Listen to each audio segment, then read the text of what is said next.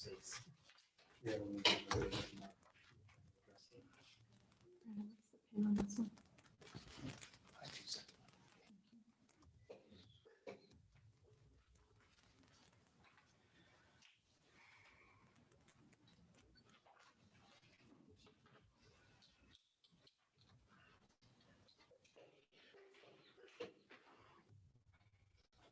Keeps bugging me. Must be a Democrat.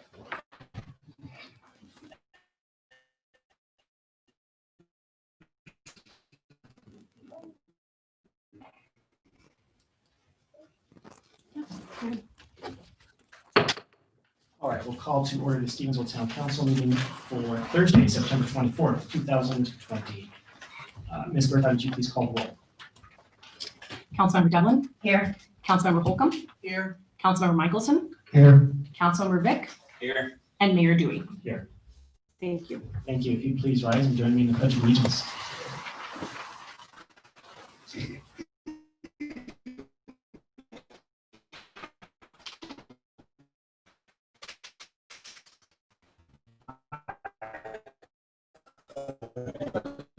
Allegiance to the flag of the United States of America, one nation, under God.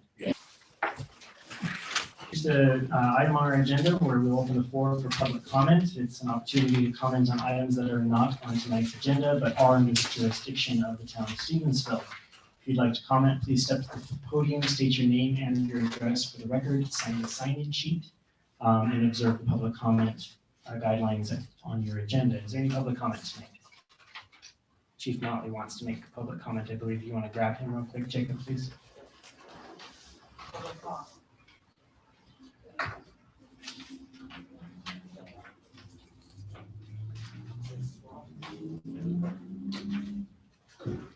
I think you're the only public comment that's willing to step forward.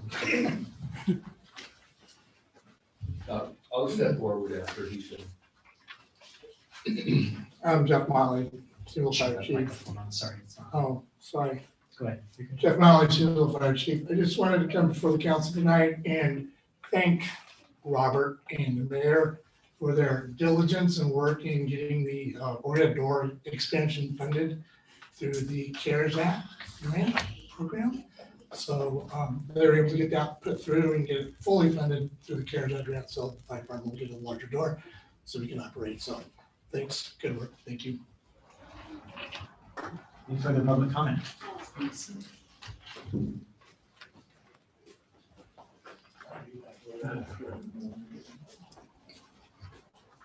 Push the button. Yes, please. I'm Charles Jordet, and I live in South Kootenai, or off of South Kootenai Creek. And I was talking to this lady, your town council member, right? No, I'm a town clerk. Oh, what? Town Clerk? clerk. Oh, She's okay. down. Well, she mentioned that you're going to put you could talk about putting a speaker outside the room so that there could be better public involvement in the meeting. And that's sadly one of the big lacking things from what I understand in the council meetings is that you don't have a real public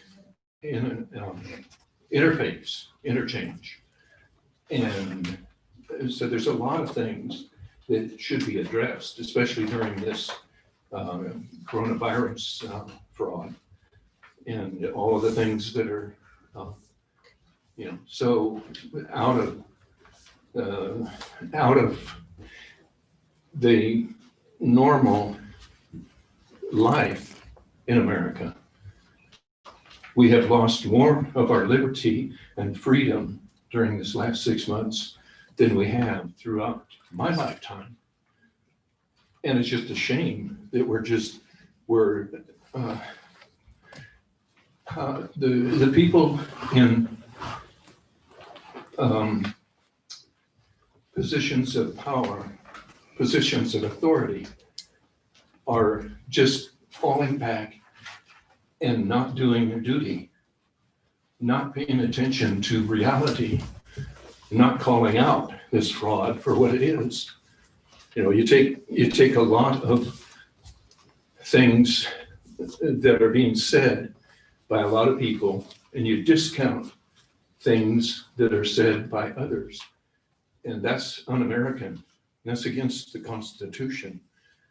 All have a right to speak. All have a right to participate.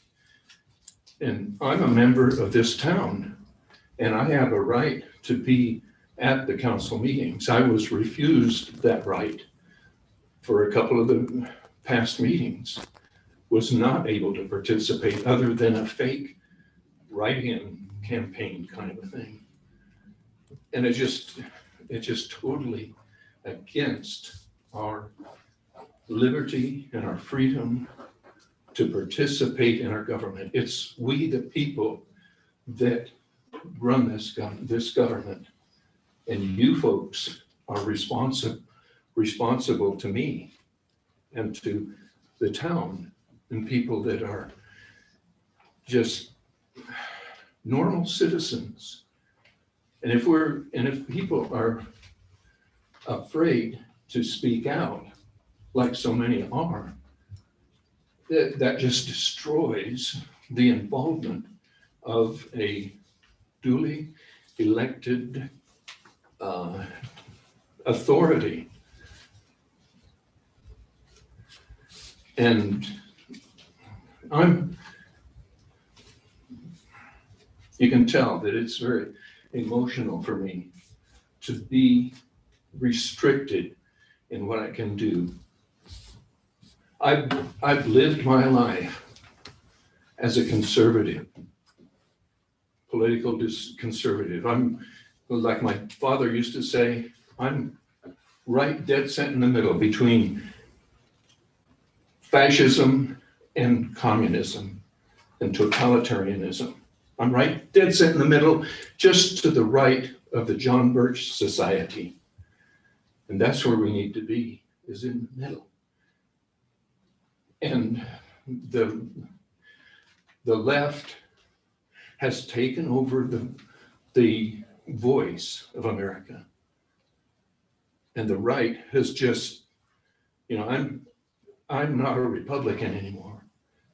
I quit that years ago when my mom was a delegate for the Constitution Party. And I'm a constitutionalist. And we owe it to our citizens, we owe it to people in America to stand up for what is right, to stand up and be heard and not cower like the Republicans, the majority of the Republicans do. They're just bending over backward Okay, to sir, give up. I respectfully, we're here to hear matters that the town of Stevensville has. Oh, I'm enforced. sorry. And I feel like we're off track a little bit, so if you could come back on point. I appreciate Okay, that. so I want to be heard in the council meetings, and I would propose that you put on the agenda as soon as possible tonight, if that's a possibility, to provide for a further involvement with the citizens of Stevensville. And just, you know, provide just a speaker outside so people can listen in. But more important than that, you can find a larger venue than this room. And the 5 foot, the 6 foot distancing is a ridiculous thing. That it is as ridiculous as the masks. I worked for the intelligence community most of my career. And you know, one thing about 6 feet is that if targets are closer than 6 feet, they cannot be identified. There's a confusion in the signal. So that's where 6 feet comes in. And and that, so get a loudspeaker outside and, you know, what would that cost? $100, $200 to get something like that? So that's, thank you Would for. you mind signing the sign-in sheet on the podium, Okay. please? Thank you, we appreciate that. The other guy didn't. We'll track him down, we know where he lives. Okay. Can I just do it over there and let somebody else? Sure, that's acceptable, thank you.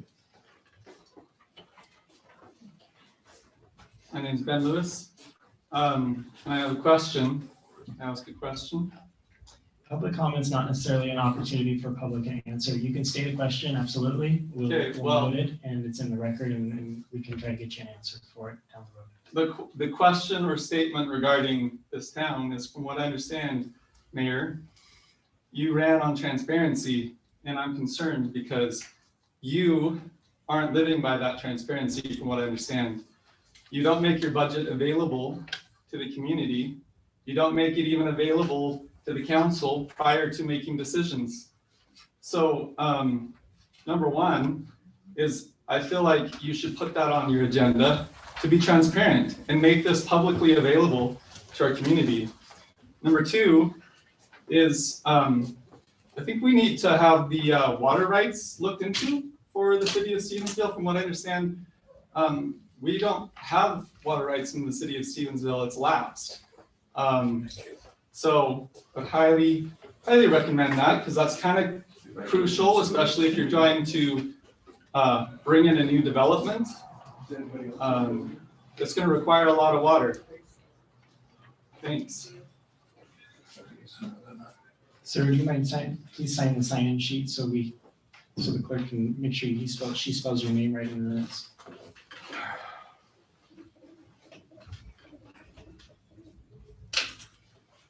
Thank you. Any other public comment this evening?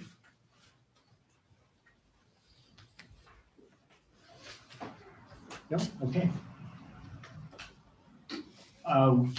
Real quick, we don't have anybody on the telephone tonight. Double check that. Nope. And I don't see any public comment through the email system, so I think we're okay in that regard as well. Okay, we'll move on to approval of the minutes. You have 3 sets of minutes before you tonight: June 17th, public hearing, June 25th, meeting minutes, and June 30th, meeting minutes. Mr. Michelson. I make a motion to approve the minutes from June 17th, June 25th, and June 30th, 2020. Second. Okay, it's been moved by Mr. Michelson, seconded by Mr. Vick, to approve the minutes from June 17th, June 25th, and June 30th, 2020. Council comments.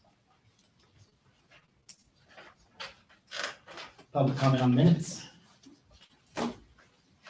Okay, motion on the floor is to approve the minutes as noted on the agenda. Ms. Berthoud, call roll please. Councilmember Devlin. Aye. Councilmember Holcomb. Aye.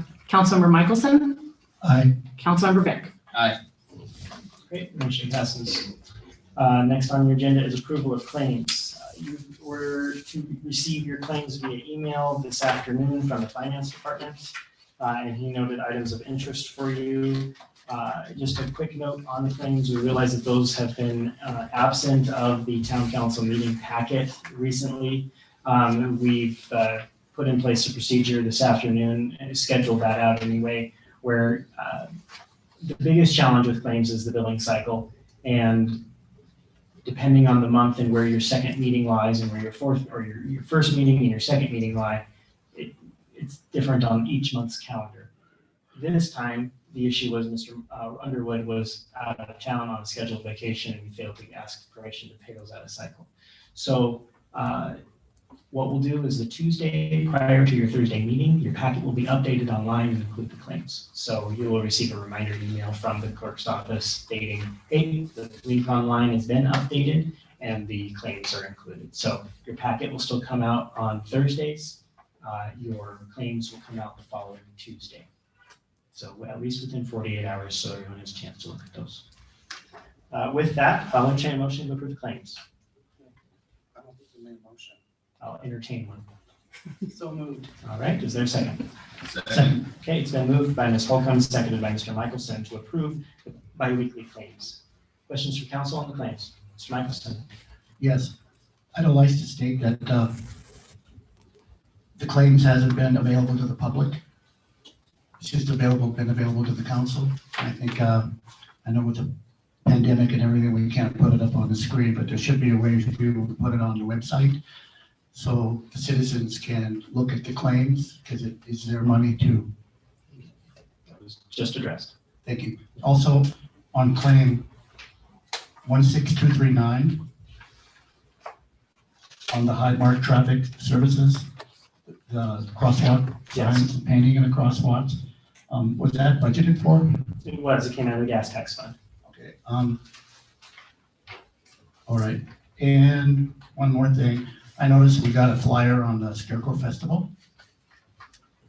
And I noticed that the fees are $25. I think those fees have to come back before council, will be set by the council. That's not an item under the claims, but I can address that for you in the executive report. Thank you. Any other questions from council on the claims?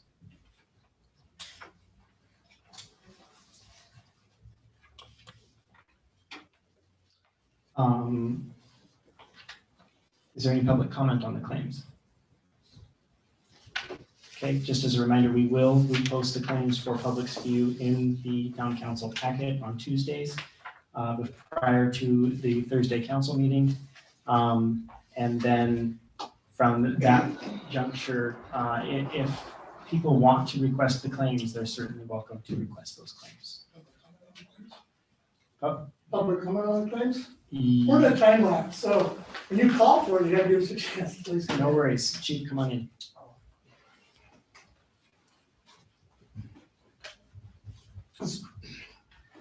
So if I heard right, I heard Mr. Michelson ask about the paying for the painting and the signs and all that on the streets. And the response back was, it was gas apportionment tax money or something that paid for that.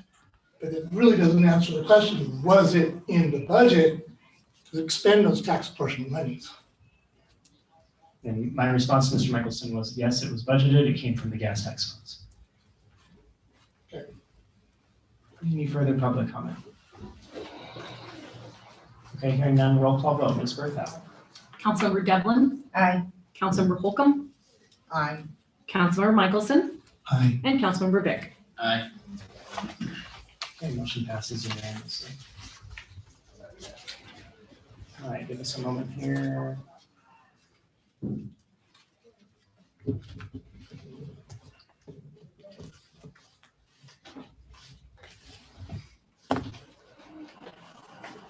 Okay,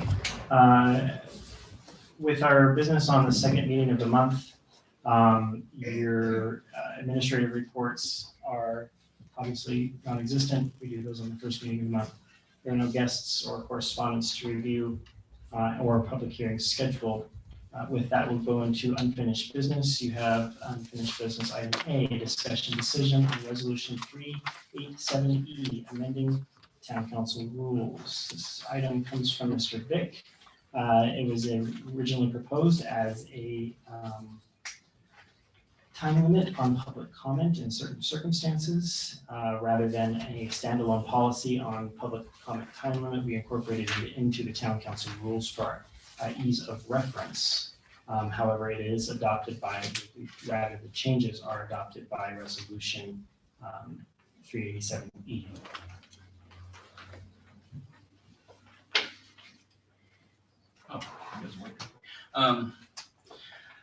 I've heard a lot of comment outside of this, and general consensus of the public is they actually believe that, it'd be a good idea for us to set some rules and whatnot on time limits. However, general consensus actually is where it falls on the chair to ask how many people are intending to give public comment and to give a time, and then give a set timeline for how long that public comment would take place.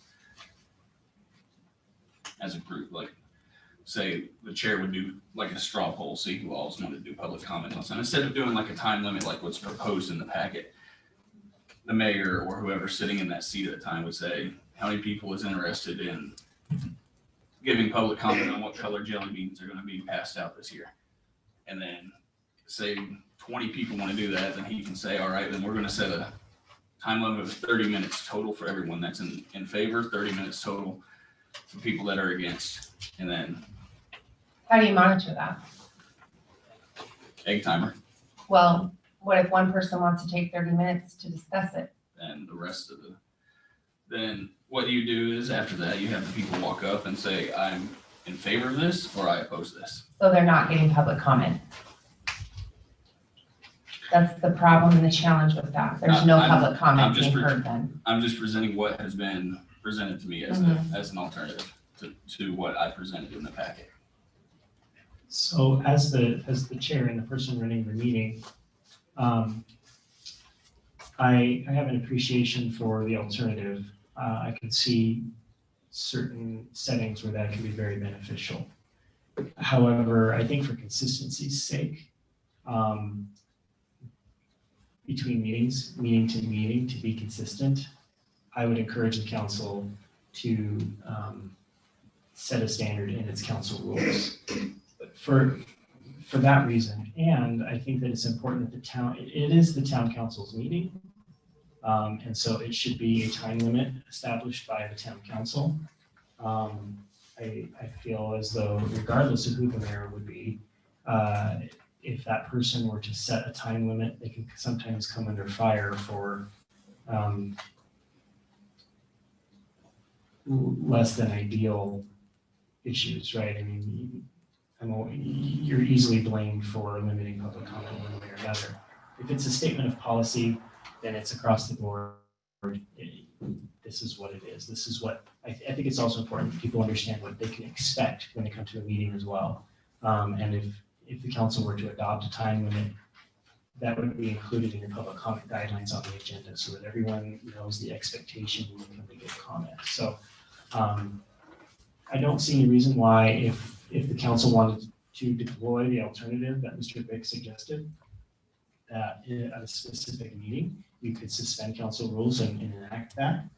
But I think, as a general rule of thumb or general way of doing business, the original time limits that you proposed, MC, I think are appropriate and fit the rules.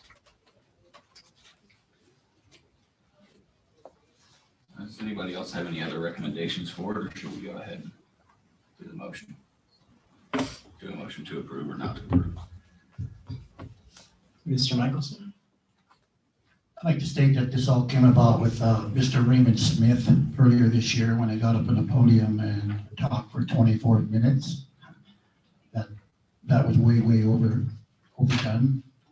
And I think it was an embarrassing moment for all of us. I think Mayor Dewey, you're doing a very good job as far as limiting the people when they drag on different periods of time. You seem to getting better at stepping up. I'm in agreement. I don't think we need to set a timeline on this because I think that takes away the public's right to speak. When you're putting on a time limit, you're putting on basically putting on a clock, and I don't think any of the public should be put on a clock. It is their due process to speak. This is their meeting. So with that, I am for Mr. Vick if he wants to explore the option, but I don't think we should do a time limit. Thank you. I mean, I'm definitely for, I think it's best, honestly, if we do a time limit for contentious issues. I personally think that would be a better route to go.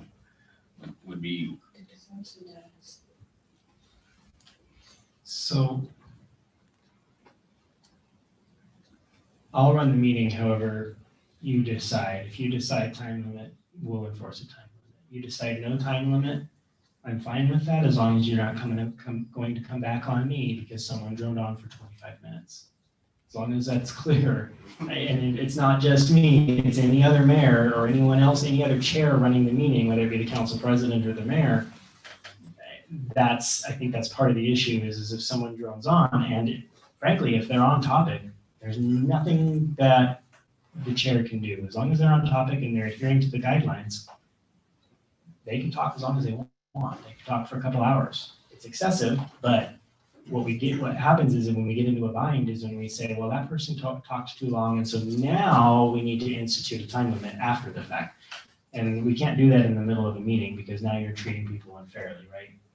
We don't want to get into that. So it's either time limit or no time limit per meeting, so if there's a contentious subject on the item, my expectation of the town council would be that right off the bat, as an item of housekeeping, as we open the agenda, that the town council institutes a time limit for that meeting. Ms. Devlin. So we're speaking to agenda items and imposing a time limit on those. What are you proposing for? The agenda item is not what you spoke about with Mr. Smith, right? That was just public comment. So we have two different issues, if you will, two different commenting times. I feel that it's extremely important that when we have an agenda item that people are allowed to speak to that. And I don't necessarily feel that there should be a time limit put on that. But public comment to come to the podium and state, there's two options during the month where that's allowed, right? You can come both times. You can state over and over and over your opinion in different ways. 5 minutes is a long time to talk. We've all experienced 25 minutes, and that seems like we're here for 3 days, right? 5 minutes is a long time. We can extend that to 8 minutes if that's a good compromise. But in order to keep the meeting going, I think that public comment in the moment of just public comment, nothing on the agenda, but I think it's a good idea to have a time frame on there, whatever that looks like. But I do think we need to limit that again, so we're not caught in a moment of hearing everything that's wrong with Stevensville for 25 minutes or 3 hours. So I don't know if that would be a good compromise for everybody here. Yes, public comment is extremely important, especially on agenda items. So the policy as it reads right now is comments on non-agenda items shall be limited to 5 minutes. Comments on agenda items shall be limited to 8 minutes. Mr. Michelson. Also, it's been brought to my attention from former councils. This is not new. When Mr. Lou Barnett and the council back in 2009 and 10, it was very consensus times. They did in fact put time limits just like we are doing tonight. And they also set up where agenda items were going on and people were taking more than one bite of the apple, so to speak, where they were coming up back and forth, the same person. So Mr. Barnett, maybe we might want to discuss that too, and maybe put like how many times or one time, because, and I see it, I've been there before where I'll get up during an agenda item and I'll say my say and I'll sit down and Mrs. Parker will get up and say her say, and then something will come in my brain and I'll get back up again. And so I'm just saying to move the meeting along. Sometimes some people get up 2 or 3 times, and maybe we should discuss that down the road or something. Thank you. I think it's best to, since this does have to do with council rules, I'm going to move to refer this to a council meeting. Okay, is there a second? I'll second it. Okay, it's been moved by Mr. Vick, seconded by Ms. Holcomb to refer this item to a town meeting. Council discussion on the motion. Public comment on the motion.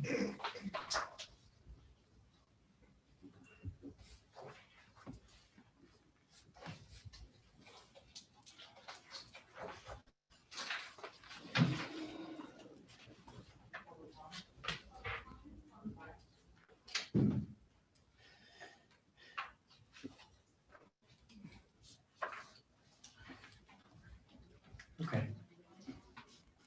Motion on the floor is to refer the item to. Oh, no, he raised his hand. No public comment? Okay. The motion on the floor then is to refer this to a committee of the whole meeting. Ms. Berthauer, would you roll call vote, please? Councilmember Devlin, Aye. Councilmember Holcomb, Aye. Councilmember Michelson, Aye. and Councilmember Vick. Aye. Okay, motion passes unanimously. We will get that on the COW agenda. So we'll have the clerk's office in touch with you, likely not tomorrow, but early next week to poll and see what date's best, okay? Next item on unfinished business is unfinished item 10B. Excuse me.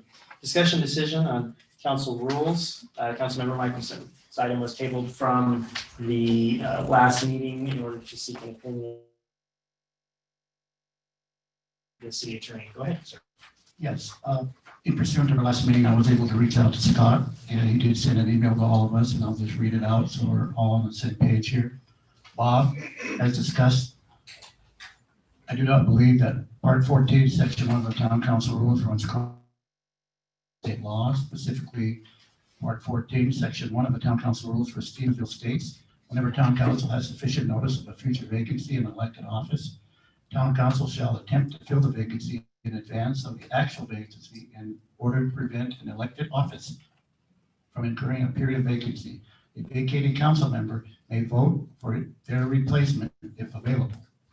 The council may adopt any rules for council business that are inconsistent with Montana law.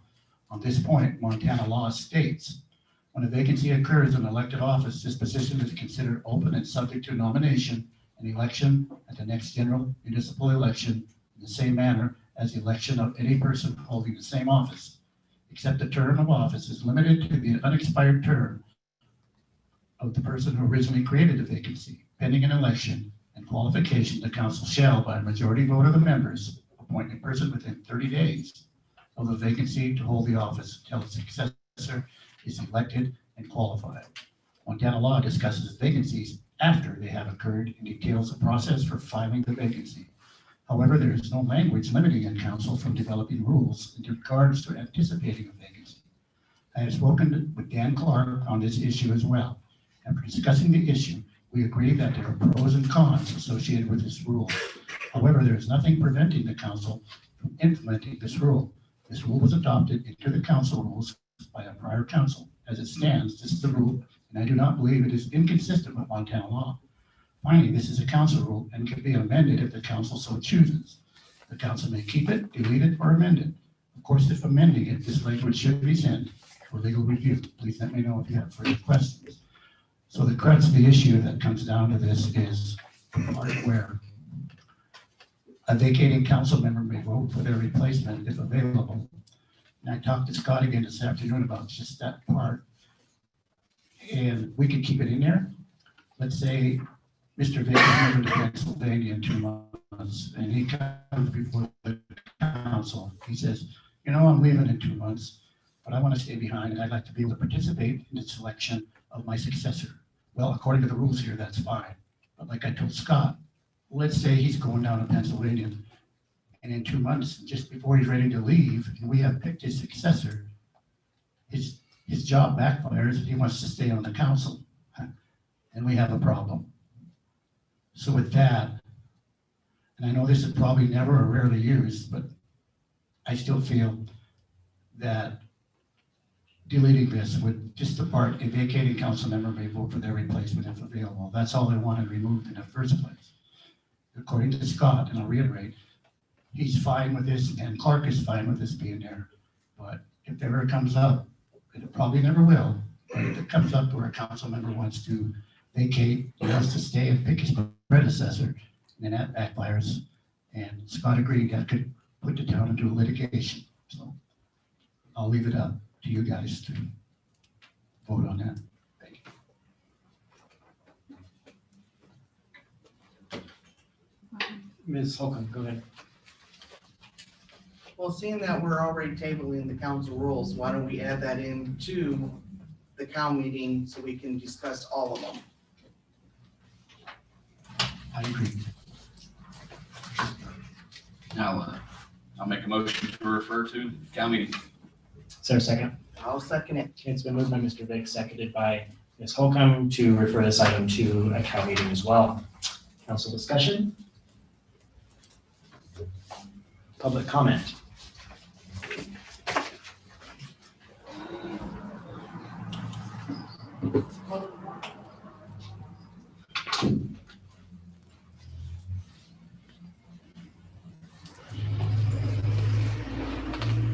I have a question.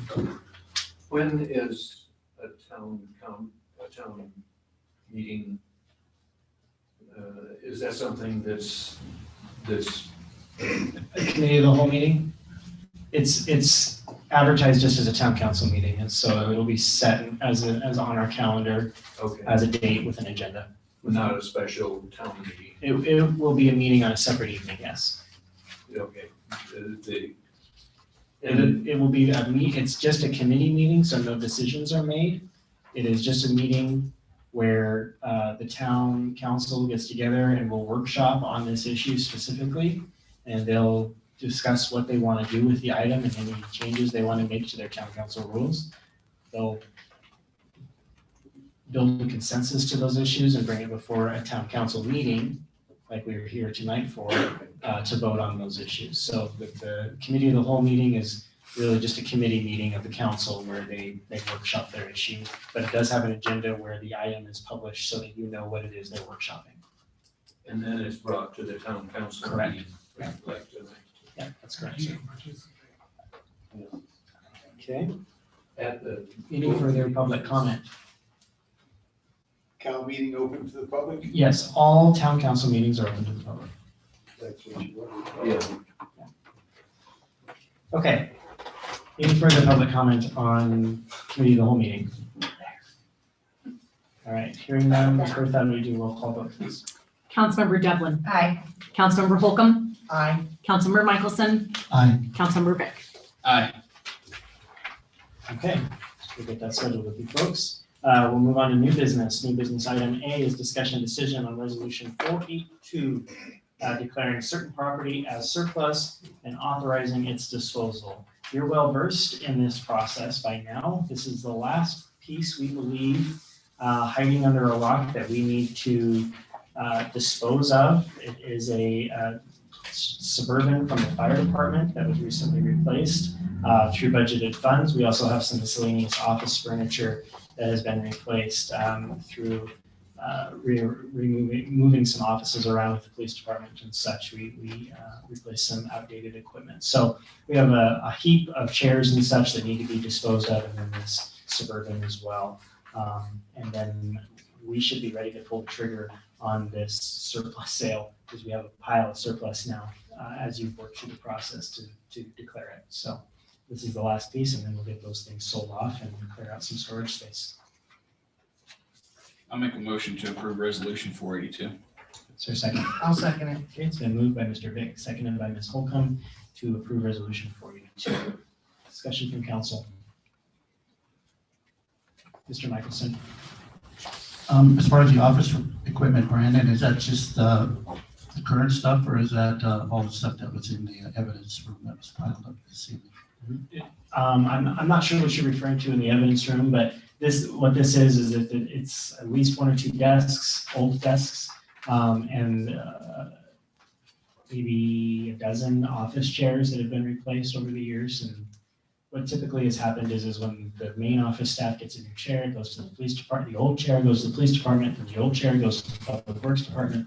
And we just rotate chairs for about 30 years. And then finally they die and we have to get rid of them. And this is the process to which we're doing that. So we have a handful of chairs that need to go away. And also in the future, where we're going to looking at the public works department and all the vehicles and everything, and there's stuff in the big building back there, are they going to be up for surplus? So you've already declared some of that surplus. Yes, anything we were going to get rid of in the next year has been declared surplus. This is the last of it. Oh, okay, thank you. You're welcome. Any further council comments on surplus? Public comment? Ms. Barker, step to the podium, please. Stacy Barker, 104 Winslet. Are you gonna have a list of those items somewhere that, are you putting them on a bid or how Yes. are you? They'll be through a competitive bid process. And where will that be located at? Will it be located at town hall so the public is aware? It will be widely advertised. Okay.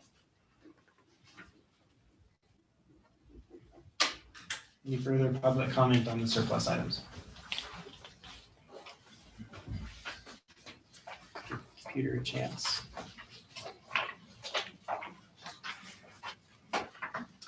All right, with that, the motion on the floor is to approve resolution 482. Ms. Bertha, would you do roll call vote, please? Councilmember Devlin, Aye. Councilmember Holcomb, Aye. Councilmember Michelson, Aye. Councilmember Vic. Aye. All right, the motion passes unanimously. The next item of business is new business item B, discussion decision on a contract for building inspection services with Construct Montana LLC. To bring you up to speed, as I mentioned last council meeting under administrative reports, we spoke to the fact that Mr. Netzley, our building inspector, had chosen to resign his position with the town. In doing so, we didn't have an inspector certified in all of the disciplines that Mr. Netzley is certified. We have one other inspector who's certified in residential only, but is not certified in the other, especially the commercial disciplines that are required for our building department, and those requirements come from the Department of Labor and Industry, who manages the building codes program. So in order to maintain compliance and then avoid a situation where we would have to refund building code fees on permits and turn the entire system back over to the state of Montana, we need to contract with someone on a temporary basis until we can get an inspector or inspectors on board who are certified in all disciplines. So we are communicating with the existing inspector, Mr. Thomas, to see what it will take to get him fully up to speed and certified in all disciplines. But in the interim, we do need to have someone completing these inspections so that we don't stall out any projects. That is where the contract comes before you tonight. Of course, it is a contract. It is a temporary contract. It may be renewed, and if it were renewed, I would imagine we bring that back before the town council for your consideration. I can tell you that the Building Code Enforcement Fund will support a contract this year. There's ample funding there for it to do so. And we're projecting a savings in the Building Code Enforcement Fund anyway. So the contract should not adversely affect the budget. If it were to do so, then we would of course bring in a budget amendment before you. So with that, the contract is in your packet. And I'll open the floor to a motion or questions. Mr. Michelson? Yes, before I make a motion to approve, I'd like to read an email from Mr. Scott Owens regarding this subject, if I may, please. I'm not necessarily going to object. I think that the council probably received, all council received that email, so it just depends on if they want to hear you read it after they read it. Well, I was going to read it to the public. Okay. It has to do with this contract of services. I reached out to Scott about a possible ethics violation, and what came up is, Bob, we spoke about the issue of a contract on the agenda packet. I understand that issue will be discussed tonight. Based on short notice, I have decided to respond to all so that it's clear. Bottom line, I do not believe this section 221053 MCA creates a conflict with the proposed contract regarding building inspection without further information. And section 22105 reads, a public officer or public employee may not within 12 months following the voluntary termination of office or employment obtain employment in which the officer or employee will take direct advantage unavailable to others or matters with which the officer or employee was directly involved during a term of office or during employment. These matters are rules, other than rules of general application, that the officer or employee actively helped to formulate the application, claims, or contested cases into consideration of which the officer or employee was an active participant of 22105. Written Morse, secondly, within 12 months following a voluntary termination, a public employee may not obtain employment in which the direct advantage of matters to which the employee was directly involved during employment, matters unavailable to others, rules that employee actively helped formulate an application, claims, contested cases into consideration of which the employee was an active participant. Mr. Netsky was an employee of the town of Stevensville. Within the last 12 months, he voluntarily terminated his position. Currently, he is proposing a contract for services consistent with the statute. The council must ask 2 questions. 1, while the employee for the town of Stevensville, did Mr. Netsky actively formulate a rule that he is taking advantage of to exclude others from this contract? If no, there is no ethical violation. If yes, then there would be a violation. 2, while employed by the town of Stevensville, did Mr. Netsky actively participate in the consideration of applications, claims, or contested case that he is now taking advantage of in order to exclude others from the contract? If no, there's no ethical violation. If yes, then we would have a violation. So with that, I'd have to state that I'd have to ask these questions because I wouldn't know. To you two, Robert and Brandon, 1 and 2 there.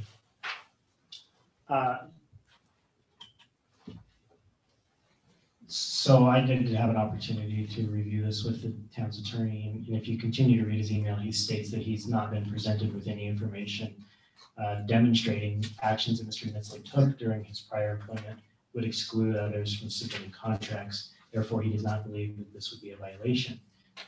So we explained to him in depth, given the opportunity, exactly how we came to the conclusion that this contract was necessary. And as I explained to you tonight, Mr. Netsky severed his employment with us, and Robert and I conferenced because we realized we had no one to do the inspections, and so we immediately had to reach out to him for a contract because he's the guy in the market that is available to come help the town of Stevensville. So I understand Mr. Underwood reached out to other agencies with inspectors, including the City of Missoula. They have no one to spare. In fact, they're finding themselves in the equivalent position we are in. Hamilton has already found themselves in this position where they have just approved a contract with Mr. Netsky as well. Mr. Michelson. I'd like to add that did Scott talk to you, Brandon? Because when he talked to me today, we were in agreement as far as this contract is legit, but it could leave a perception because we have an employee of the town that resigned at $20-something an hour, and he goes, and he comes back and wants to sign a contract for $50 an hour for a short time, and that leaves a perception to the public that there could be something going on, although we all know there isn't, but it could be lead to somebody out there. And Scott didn't have a problem just to guard us from litigation if we would just put it up for bid, RFP, like we did the other IT, and then bring it back before the council. Scott was in agreement with that. So if I can respond to that real quick, Ms. Devlin. Yes, I did address that subject with Mr. Owens. He did not say that that is something we had to do. So he's not saying that that is something that's absolutely necessary, but if that's what I will caution you on is that we do have to do something because there isn't really time to advertise this for 2 weeks in the newspaper and to do an RFP. We can't afford to let these contractors on these projects hang for 2 weeks while we decide on who's going to put a bid in for something that's a very narrow market in the first place. I can only imagine how that would impact the school specifically. They're on already a very tight timeline for them not to receive inspections, which they already receive 3 times a week. If that was to stop while we RFP, that would nearly be catastrophic for their project, and they would have reason to litigate the town of Stevensville and to ask for a refund on their fees. So I would discourage the council from putting this back out to a bidding process because of the research that Robert's done on the market. I will be frank with you. I'm not pleased with the situation we're in that an employee severs their employment with us and then finds himself in, right. I agree with your philosophy there. In fact, Mr. Underwood can attest to my discussed to that situation. But it is what it is, and we have to address it. That's our job. We have to slap a Band-Aid on this, and that's why this contract does have a term. It is a temporary contract, and it is the full intent of the administration to get trained people in those positions so that we are not paying a contracted price. We want employed people under our umbrella. We don't want to necessarily undergo a contract situation right now. Mr. Michelson. And also, I was looking at the last budget, and we did budget that position. We budgeted at, what was it, 20-something an hour? Yes, all salaries were budgeted as if we weren't going to see any resignations, so. Correct, and what I'm saying is that now we're pushing it up to $50 an hour, then we have to make a budget amendment to that? I addressed that previously in our conversation, where I think we'll see savings in the building code enforcement fund that won't require a budget amendment, but like if I see that we're gonna evaluate this as we go. If we don't, our hope is to get somebody trained up so that this is a temporary contract. If this contract turns into a more long-term thing for the rest of this fiscal year, then yes, a budget amendment is likely. And are you going to keep advertising on the town website, Telesville? Yes, we are. Thank you. Ms. Devlin. Who contacted who? Did he contact us after he quit to do this contract, or did we contact him to see if he would help us out throughout this contract? It was a conversation of I'm resigning, and then Robert and I had looks on our face of, well, crap, now what do we do? And he proposed it as an option. So because he proposed it as an option, we fully vetted it from our end, and we talked to other municipalities. We made sure that it was appropriate to contract these services. It's not uncommon in other municipalities across the nation to contract these. But that isn't something that we wanted to propose as a permanent solution. So to piggyback on that, what happens if we don't have somebody in this capacity? You mentioned school. If they're not able to move forward because there's inspections not happening, does that fall back on us? Yes, it does. And how does that fall back on us? We will be obligated to refund some portion of the fees for all the building permits that we're not able to inspect for. Which would be a serious hit in revenue to the Building Code Enforcement Fund. And that, of course, has ripple effects through the rest of the organization. So, the Building Code Enforcement Fund, for example, funds a portion of Robert's salary because he handles the financial administration. It's a small portion. That would go away. So then the rest of the organization is going to have to pick up the tab on that lost revenue. And frankly, that would likely fall back into water, sewer, and general fund. So you're looking at tax issues. The state of Montana would then revoke our building code enforcement program. And we'd have to turn inspections over to the state. And those contractors would have to coordinate through the state to basically reinitiate the process midstream in their project. Thank you.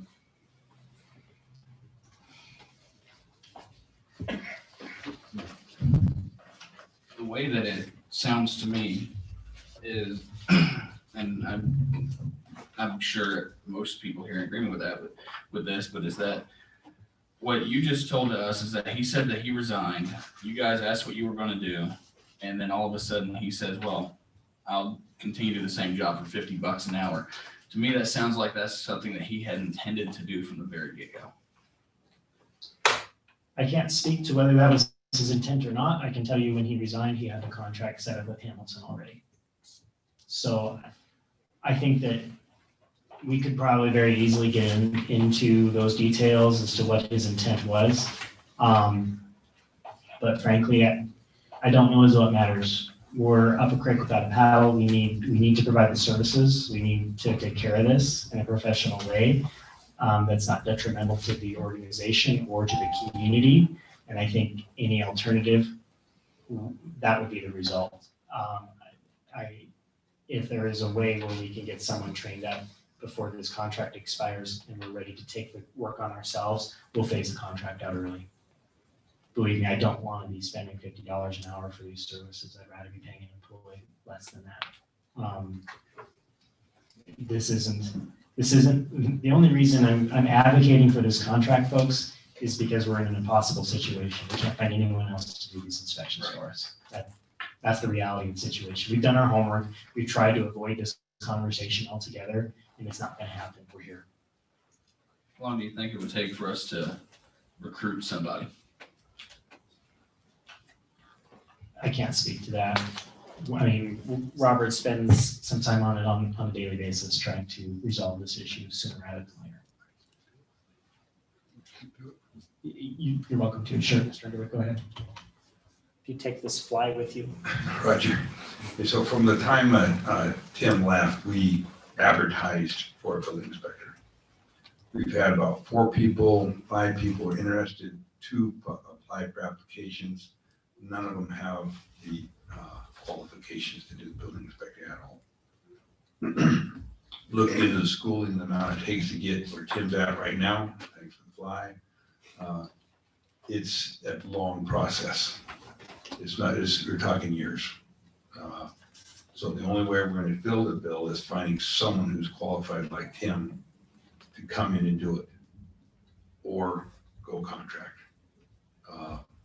And I would, my recommendation, because we are up the creek without a paddle, would be to approve a short-term contract with a continued look for a permanent person to fill this bill, but with an alternative of possibly advertising for another, advertising to the local area, Western Montana, for another building inspector to fill this position, see if we can lower the price if we can't find a person who can fill the bill.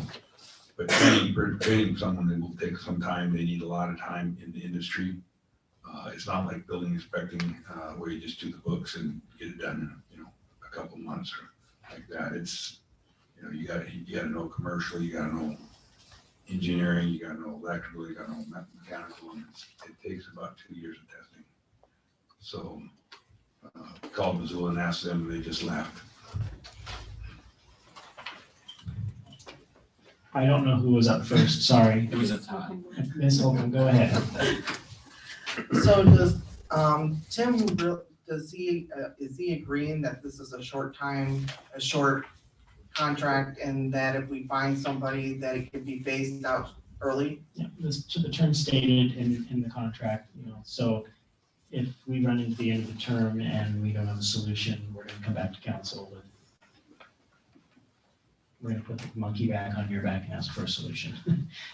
We may have a proposal of some kind, and it may be negotiating a contract rate. Or it may be going back to bid while we extend the contract, or it may be, here's a new employee, we're happy-go-lucky, everything's fine. So we're going to continue to keep you up to speed through each council meeting as we come up to the building report and as we come to the close of the contract. We're going to continue to evaluate this and hope that maybe, something will fall out of the sky. When Dennis retired, we had the same exact problem. Where we were running out of time, we were running out of Dennis, and then Tim fell from the sky on us. And so it may be a situation where if we could get somebody who is not, maybe perhaps isn't as trained as Tim, but is more trained than what we have now, who can, take care of a bulk of the inspections, and then maybe when those specialized inspections come in, like things like this school. The school wraps up November 2021, right? That commercial project's closed out. That's a very involved project for the building department. Outside of that, we may not need specialized inspections. So we may need a lesser contract for specialized inspections when we need them. It's kind of like when we have plan reviews come up for developments. I don't do those plan reviews. We farm that out to HDR, right? So because they have that special expertise to review that. So I can see a similar situation possibly playing out with the building department.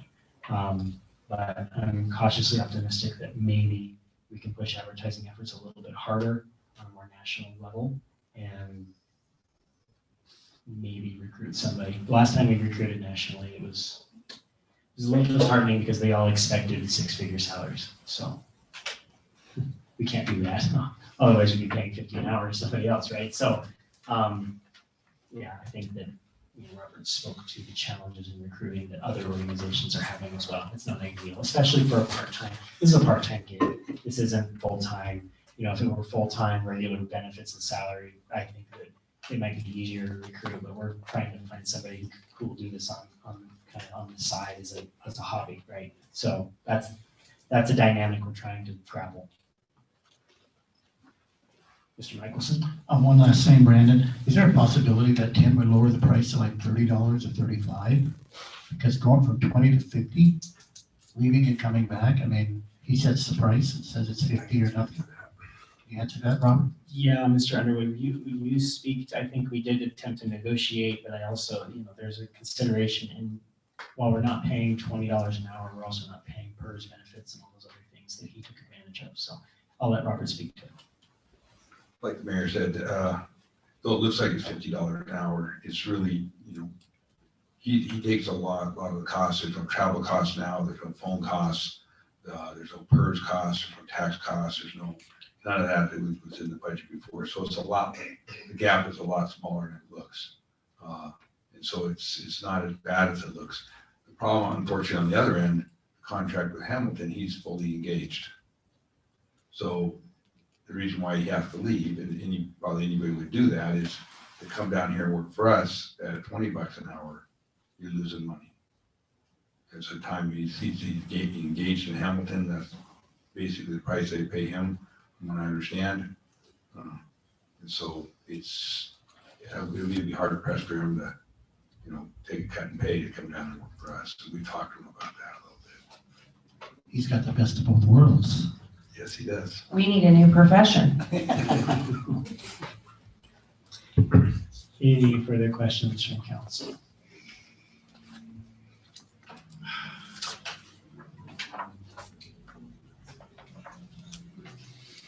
Sounds like we're kind of tied up in a tree by our toenails.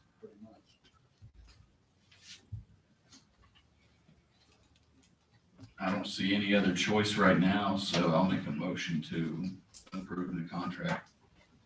Okay, is there a second? I'll second. It's been moved by Mr. Vick, seconded by Ms. Devlin to approve contract for building inspection services with Construct Montana.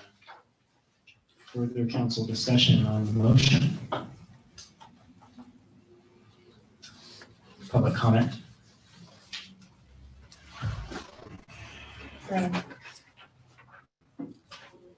Ms. Barker?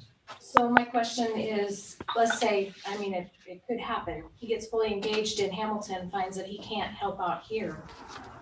What happens? Can the school call in their own contractor, licensed building inspector to come up there and cost the town more money? I mean, it's something to think about. I mean, could it happen? If we're under contract, no. If we're under So if contract, you he's go- obligated to provide the services. As to long us. as he's under that contract. Okay, and just as a reminder, it's refraining. You can ask your questions, but please don't expect an answer. I'm sorry, we kind of tend to accommodate that. It's not the intent of public comment. We do have a comment on the phone. One moment here, I'll give you the go ahead. I gotta find my speakers here though. Okay, 546-1102 on the phone. Go ahead with your comment.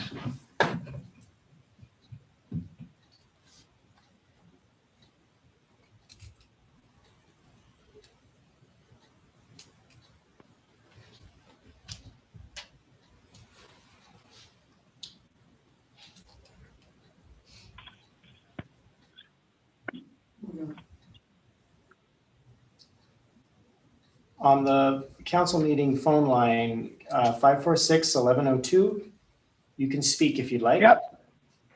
Jim Cruz, 316 9th Street. Jim Cruz, 316 9th Street, Stevensville, Montana. I got a couple of concerns with this. I understand the need of the town that we need a building official or inspector. My concern is when that employee resigned, why didn't we consider this option straight away? I know we've been advertising for the individual, but this kind of seems to be putting the cart before the horse. We got a contract that's been written. My concern is, one, when did the contract get written? Who wrote it? When was it reviewed by the town attorney? And was the council advised was sufficient time to start evaluating this problem, because all of a sudden this seemed like an emergency. And that really bothers me a little bit. That's it. Thanks.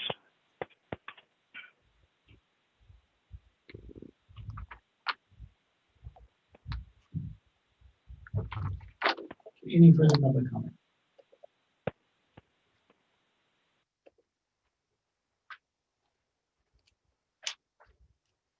Okay, any further council comment?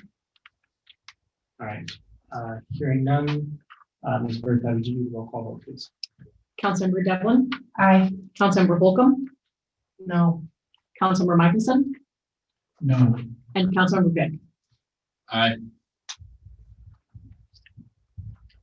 Okay, we'll tie vote, and I vote in favor of the motion. Motion passes. Okay, the next item on the agenda is new business item C, discussion decision, council's retention of an attorney to provide counsel in regard to an upcoming trial by counsel on conduct of Councilmember Michelson. Ms. Devlin?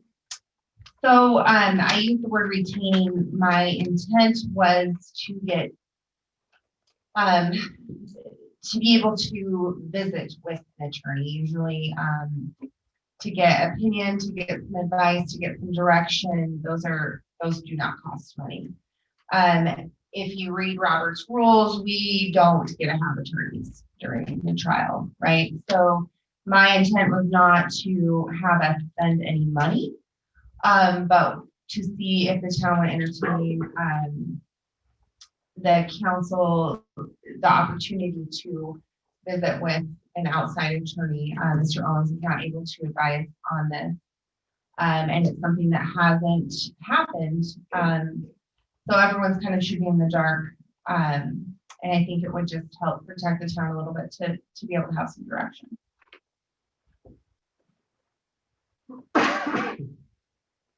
You know, and I do have something I want to speak on this, and because especially since a large part of that packet did have me implicating Mr. Michelson in conversations that I'd had with him. It was never my intent from the get-go for a trial to happen.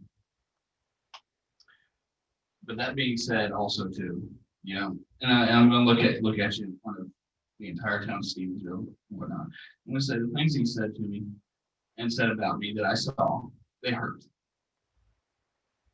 But something that I don't think we as people get to hear enough, especially those of us that are constantly getting pointing fingers at each other and whatnot, is that I forgive you for that. But my question to the council, to everybody else in this town, going through minutes, through the history of this town, how many times are we going to lose clerks, mayors, council members? How many times are we going to cut appendages off of our body and continue to bleed until we absolutely do nothing but stop and do what we should have done from the very beginning, and that is talk. That's what we should be doing. Trying to figure out what we've got going on here. You know, the thing is what we could do if we just sit down and talk is embrace the one thing that makes us all the same, and that is that we're all different. That for this meeting, I'm going to propose that from this moment, that we're going to take this trial and we're going to put it on to what's now going to be extended county.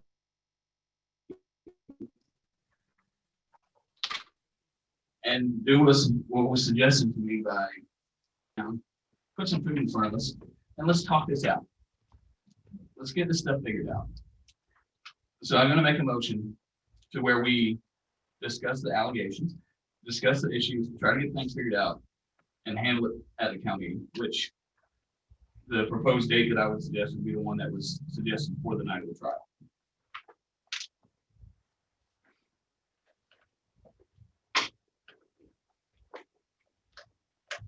Your motion is to what exactly? Try again. I'm sorry. Okay, my motion is, instead of doing a trial, we do what we had discussed what we were going to do back in March. And that was head count meeting where we were gonna actually sit down and talk this out and work this out. And one thing we can do in that is set in our code of conduct rules, actual punishments and things like that, where all four of us here can have an agreement on, if you do this, this is gonna happen. Because according to the Montana Code Annotated, we can't even enforce our council rules because we don't have a law set to enforce our council rules. That list of things that council members can be removed from office on does not say code of conduct violations. Okay, I'm cutting you off because your motion's getting long. There you Your go. motion is to refer Councilmember Michelson's conduct to a county. Yes. Is there a second to Mr. Vick's motion? I'll second it. Okay, moved by Mr. Vick, seconded by Ms. Holcomb to refer Mr. Michelson's conduct to a county. Council discussion. Mr. Michelson, sorry. I would just like to add one thing to that. I'm very supportive of it. I would like to say that if there was one thing that we could put into the county meeting, I would like to put the code of conduct into that county. The reason that is there's one stipulation that I'm being charged on, and that charge is every time I email Robert to ask questions about budget or whatever. And it is in the code of conduct where it says that I have to have permission by the mayor. It is there.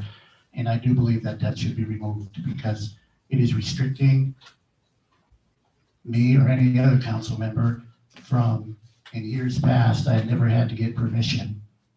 And I think there should be a trust value to where any council member should be able to reach out to any employee of the town without repercussion to the employee or to a council member. There has to be an honor system there. And I would like to discuss that and maybe remove that item and another item from the council code of conduct. If we could take that to the county meeting, I would appreciate that. Thank you. Ms. Devlin? There's two parts to what I'm about to say. We have people of the public that brought this to our attention. That you're speaking about your instance, but they're not having a voice in their instance. They have not had resolution for this. And I feel that they have the right to comment if we move this to a county meeting because it's about them. It isn't necessarily about you, although it is part of that, right? The second part to my statement, kind of my question, is Mayor Dewey reached out to you, Mr. Michelson, months ago on my behalf to see if you would be willing to sit down with me to work through some of these, to come to an agreement and come to a realization of behavior, right? There was no response from you on that. So, and in the near future, I've reached out to you via email and asked you a suggestion of a project that you and I could work on together to try and repair that. Relationship was my intention, and you have never replied to me on that email. So why now would you be willing, you have an attorney who I've heard through other resources has advised you to work things out with us. Why now? Is this based on your attorney or is this based because you really want to work things out? Because your past hasn't shown that up to the near. We just also received a very hostile email yesterday from a person, a citizen of the town, either it was yesterday or the day before, of the same thing that we're speaking of. So at some point, I know you replied to her. I replied to her. I heard back from her again this morning. At some point, it's not a matter of sitting down and just, this isn't about the four of us. This is about the public that we serve, that are being treated and speaking up to a manner in which is not satisfactory. So back to my question, and I know this isn't really a time for this, but why are you willing now? Why?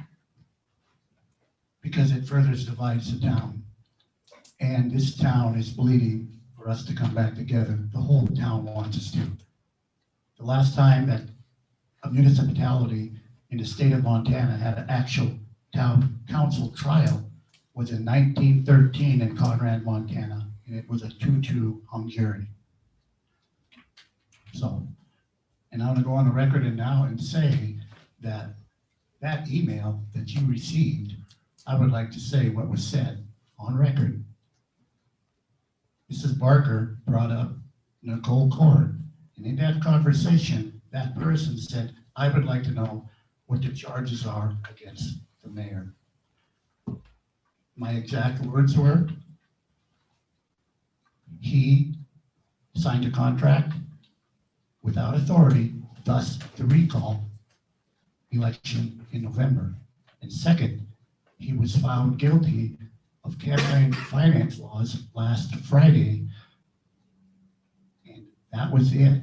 Those are facts. So if that is a code of conduct violation, I'm sorry. Ms. Devlin, go ahead.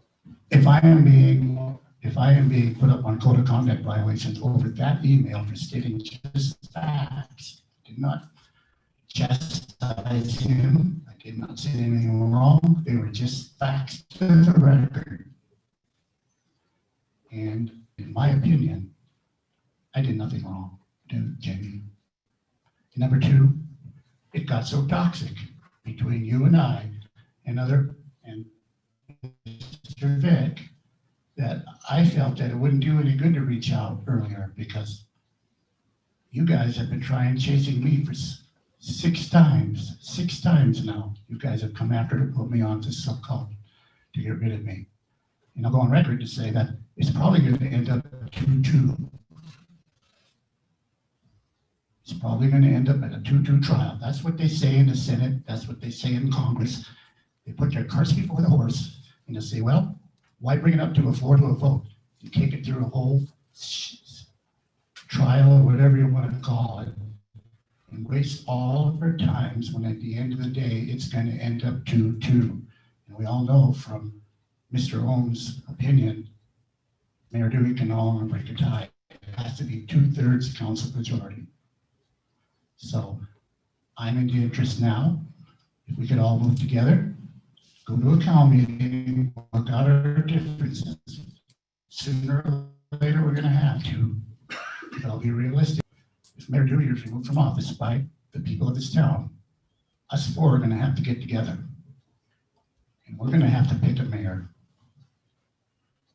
And we're gonna have to show the town that we are working together. And if we're gonna go through this whole trial and charade and come to a 2-2, it's gonna only deepen the division within us and with everybody out there. Everybody chooses a side in this town. We all know it. And I think it's time that we all start to heal. And the only way to do it is to work together. Because if we go to this and go forward with what's going on, and I admit, I made some mistakes, yes, but I did it in the greatest interest of the town.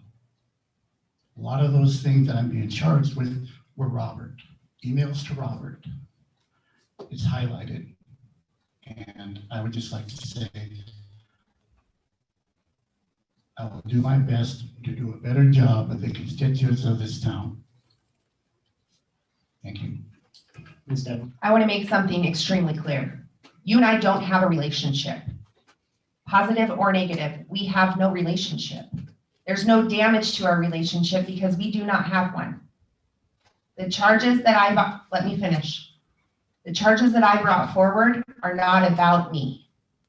They're not about an agenda on my behalf. They're about you and your behavior that other people brought to my attention. I did not search Facebook. I did not search emails. I did not do that to bring you to trial. I brought that to be a voice for the people of Stevensville. It's not about me and my agenda. And there's a big misconception about that with you and with the public. And I did reach out to you. I reached out to you and you did not reply.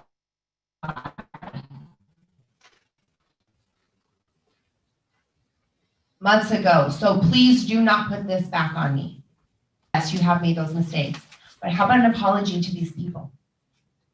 How about an apology, a simple apology? It was asked months ago. Apologize for that. Let me finish, please. Okay? It isn't about me. They're not my actions. So please don't confuse that. I am not out to get you. I don't know you.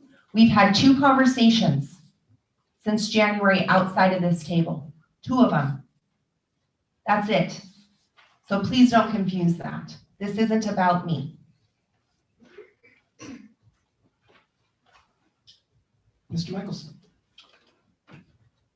I would like to state that since you, as you say, the public told you the actions, instead of doing maybe bringing it forward and working it out, or even doing a censor, my question is, why is it full bore removal? And number 2, you've had actions yourself, Jamie. You have an ethic violation before you. I could have brought that? No, I did not. When you put on Facebook that you accepted gifts, you accepted flowers, you accepted scented candles, that is a direct violation of the Montana law, ethic violation. You cannot accept a gift. Okay, I don't think we're here to discuss any ethic violations or accusations against Ms. Devlin. I will say right now that I apologize to each and every one of my constituents in this town. This is a heartfelt. It's not hard to do. I'm a man about it. If my actions are wrong to you people, I apologize. I will do my best to try to work, be a better man, be a better councilman. And if that means working with you, Jamie, I'm willing to do it. I'm willing to reach across you anytime. We have to start somewhere, and I would propose that, as Mr. Vick said, we propose starting working together tonight and at a town meeting going forward, because we're going to have to do it sooner or later. I have a question, because curiosity's gotten the better of me and against my better judgment and been engaged. Why start tonight? Why didn't you start yesterday when you came to my office, or you came to town hall and interrogated Robert about several items on tonight's agenda? I was sitting in the office. In fact, you did so, and you caused a situation where another employee didn't feel comfortable coming in through that entrance, and they came in through an alternative entrance to avoid you. So why are we starting tonight? Why didn't we start the last time you apologized, or the time before that you apologized? What's special about tonight? Because Mayor, you made it so toxic for me in there that I don't feel comfortable going in there. Don't blame this on me. It is on you. No, that's not. This is not about me or my conduct. My conduct is documented, and so is yours. And yours is documented in the report we released to the council. I mean, it's there, black and white. And while yes, Mr. Underwood, your interactions with Mr. Underwood are included in that, there are plenty of other interactions that are unbecoming. And so, I guess my question is rhetorical, sir. Because I don't know as though there's an answer as to why we're going to start off on a fresh foot tonight when we intended to start off on a fresh foot on January 1st. And then prior to that, we started off on a fresh foot every time a council member came and went. So I'm not going to apologize, but I'm not buying what you're selling. But it's not up to me. It's obviously up to the council. One other thing I'll clarify is I don't believe that the trial, as it's been presented to me, this trial is not about removing you from office, but it is about holding you accountable for your actions. And the only way that the council felt, or council members felt that they could address those actions was through a disciplinary process of a trial. They didn't have any other options to address discipline. So just make that clear. As it's presented to me and Mr. Owens, that trial was to determine what discipline came out of the actions if you were found guilty of those actions. And with that, I'll defer to council. Mr. Vicks made a motion, Ms. Holcomb seconded it, that this conduct discussion be referred to a committee of the whole meeting. I actually do want to amend that motion as well, simply because we're adding stuff to this Cal meeting. We also need to establish a social media policy for us as council members as well. So that we can prevent something like this in the future, because honestly, the big majority of that stack that came from the public was from Facebook. To be Okay, fully honest. I'll discourage you from loading this Cal meeting agenda because frankly, the only thing on this Cal meeting agenda, we're looking at a couple Cal meetings now. We're looking at one for council rules, that'll take an evening, and now we're looking at one for Mr. Michelson's conduct. So I think that anything that has to do with anything concerning with this conduct, which would include a social media policy, that needs to be the priority. That needs to be the first Cal meeting. And that's my amendment. Is there a second? I'll second it. Okay, it's been moved by Mr. Vick, second by Ms. Holcomb, to amend the motion to include any policies regarding conduct. Is that a fair analysis of your motion? Aye. Okay. Any council discussion on the amendment? Public comment on the amendment? You duplicated back there all of a sudden. Give everybody a second on the computer. Are you trying to say all cops look alike?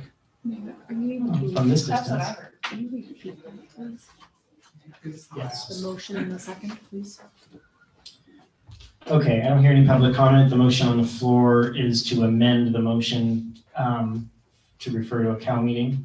The amendment states that the Cal meeting will include any policies relevant to conduct.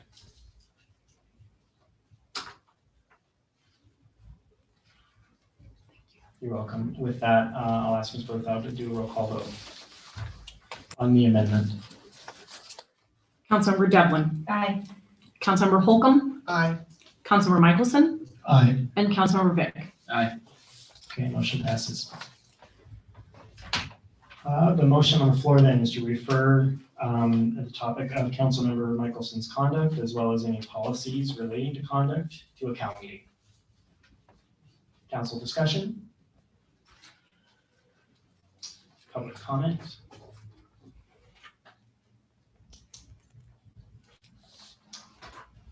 All right, hearing none, I'll ask Ms. Berthoud for a roll call vote on the referring to a Cal meeting.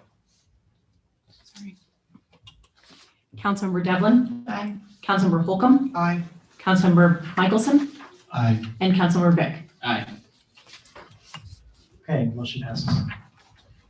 With that, that concludes item C, unless there's anything further you'd like to address on the matter. I don't know as though Ms. Devlin's original intent of the item was addressed. Are you satisfied? Or do we need to continue to discuss it? No, maybe we can table it till after the Cal meeting. Okay, noted. We can bring it back forward after then if you feel it's necessary. I'll put that back on you if that's okay. That's fine. Okay, barring any further formal action on that, we'll move into the next item D, discussion decision on alcohol use permit for the Scarecrow Brew Fest. The application for alcohol is in your packet. If you just bear with me, I'll catch up. Because there are a couple things to note.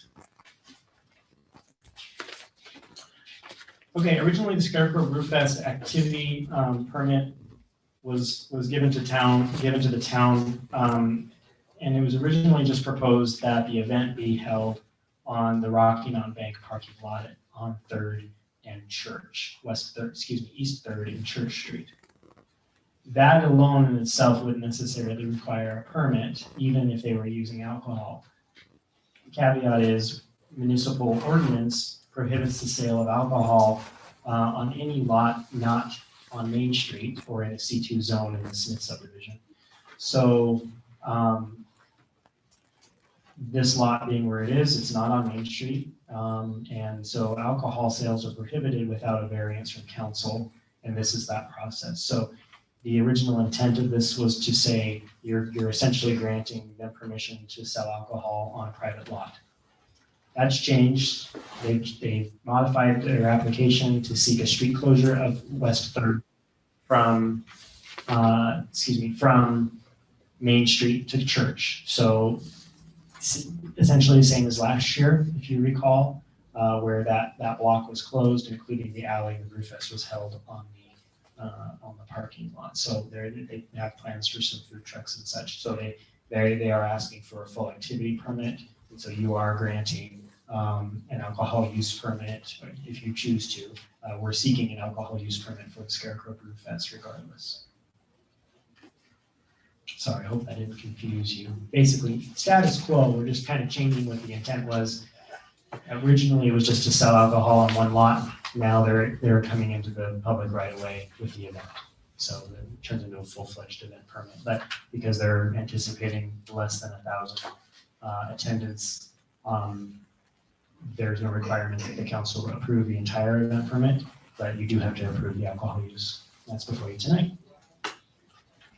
I'll make a motion to approve the alcohol use permit for the Scarecrow Brew Fest. One second. It's been moved by Mr. Vick, seconded by Ms. Devlin to approve the alcohol use permit for the Scarecrow Brew Fest. Council discussion? Public comment on alcohol permit, Scarecrow Brew Fest? Okay, hearing none. Oh, excuse me, Ms. Barker, sorry. The fee Step that to you the were podium, talking, please. the fee that you were talking about earlier, were they only paying a $25 fee for that permit? They paid all fees for power and for an event permit. No, I believe her question is, a lot of people in the community I've seen have gotten this confused with the Scarecrow Festival. Two separate, And I believe that's what her question is about, is Two about the separate Scarecrow. They're separate events. The One's a town brew so and one's a Scarecrow. right, the Brew Fest is its own standalone event held on a separate date, and they pay full event fees. Okay, thank you. Further public comment? Ms. Berthoud, I'll refer to you for the roll call vote.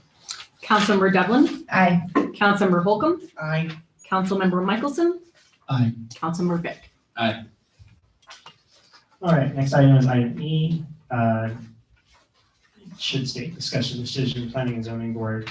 This was brought forward by Mr. Michelson, but then later rescinded. The reason it's still on your agenda tonight is that I do want to clarify something.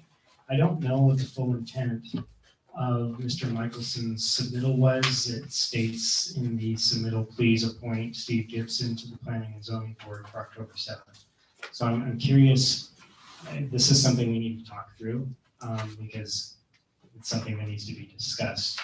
What was your intent? Was your intent to circumvent my appointment or just to make a motion to force me to appoint? I guess I'm confused. Correct me if I'm wrong, Mr. Gibson. Mr. Gibson brought it forward. He wanted me to put an agenda item to the effect of the planning and zoning board. He had said he had talked to you about it. And after discussion, he wanted his item removed. Okay. So I guess the reason this is still on here and wasn't removed when it was asked was when the agenda was published. But two, I guess as a reminder to the council, there are appointments that are made by the mayor with consent of the council, but the council doesn't get to make those appointments without the mayor taking that process on. So I just wanted to make sure all council members are aware of what that process looks like and that it's not appropriate, if it's ever a council member's intent, it's not appropriate to try to circumvent the mayor's appointment process. Mr. Michelson. Mayor Dewey, I knew that going in. Okay. And the reason that I did is I had mentioned at the last meeting, I believe I mentioned it on council comments, that I would hope that you would maybe consider Mr. Gibson on the planning and zoning board. I believe he had called you a few times and not got an answer, and nobody wanted to talk to you. And in the meantime, between the time that the council comments, I decided to put it on. He asked me to put it on the agenda. And I could have said, no, that's not my purview. I said, well, I'll put it on there. And then, well, I'll let him just discuss what happened. Well, I don't know as though it's necessarily relevant. I think we've addressed the issue. He's withdrawn his application. I've made my statement on the item. I think we can move on. Okay. Well, I'd really like to comment. Well, we're not open to public comment. I'm sorry.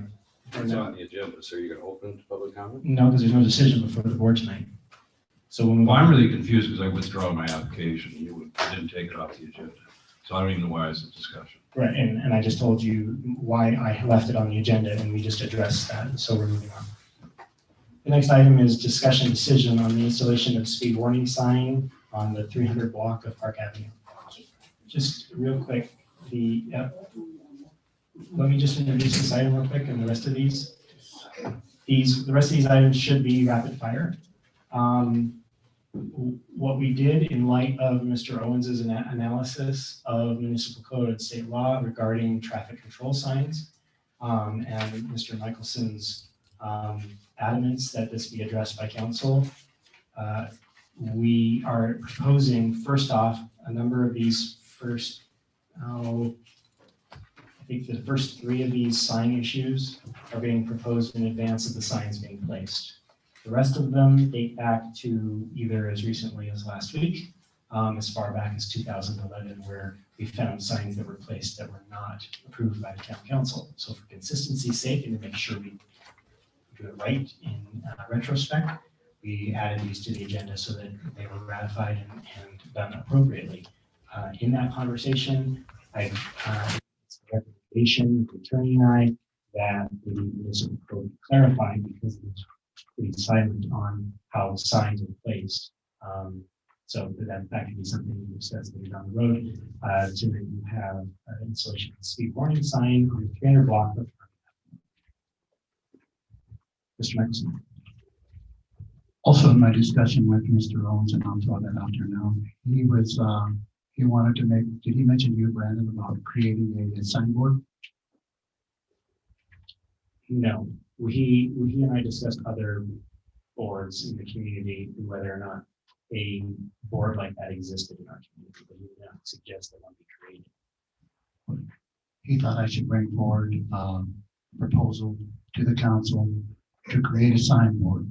And by a signboard, it would be a board enacted by the council or by board members, which are members of the community, because they're the ones that are driving and they see everything. And I talked to Mr. Marble. Mr. Marble is on board on being on that board because he's the one that enforces the signs in the traffic. And he thought it would be advantageous too. He's very upbeat about it. And that way it would leave a cushion between us and you, because some of these signs, we approve them and it's a rush to judgment, so to speak, then you guys would come on to us where there's a buffer on every board. By creating the board, then the signs issues go to the board, they discuss it, they get hashed out like every other board we have, and then it comes to the council, and then it leaves more steps of transparency with to the fact that it's not so. Mr. Michelson, I apologize. In the interest of time, I'm going to interrupt you. It sounds like you're advocating for the board, which I don't have necessarily a problem with, but I think if that's what you want to do, let's put an agenda item together to discuss that at length. Right now, before you tonight is the installation of the speed warning sign on the 300 block of Park Avenue. That's the item of discussion at this time on the agenda, not necessarily a signboard. Mr. Day. Besides the police commission, do we have an actual public safety board? No. Okay. Would this be something that items F through O we could refer to the police commission for them to look at? No, the state law is explicit.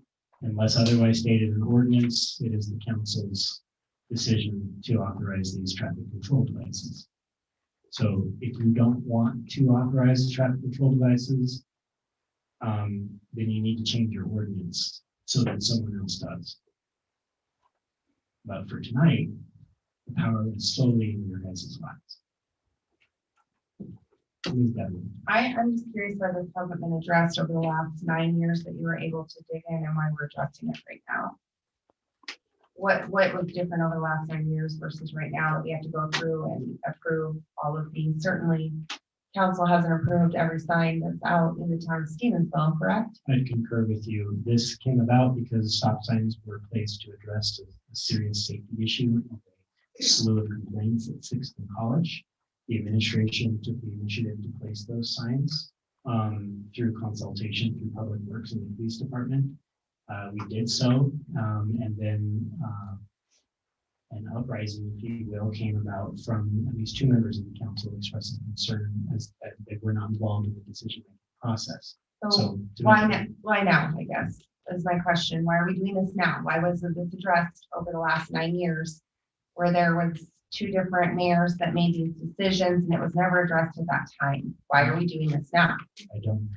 I candidly, I didn't realize the erection of traffic signs was such a contentious issue.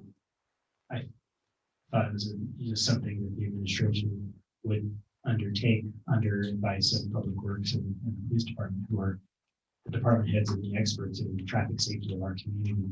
Occasionally, when those issues come up, then if they aren't capable of addressing the issue, we would consult with our engineers. But otherwise, when a sign needs to go up, the sign went up. All right, so which ones of these signs are not up currently? So we are asking in advance for F, G, and H. F what and H? F, items F, G, and H. Those 3 items are not yet installed. Where's the no outlet sign on Creekside? So we have 8 other ones that have been approved without council permission. Right. And I guess,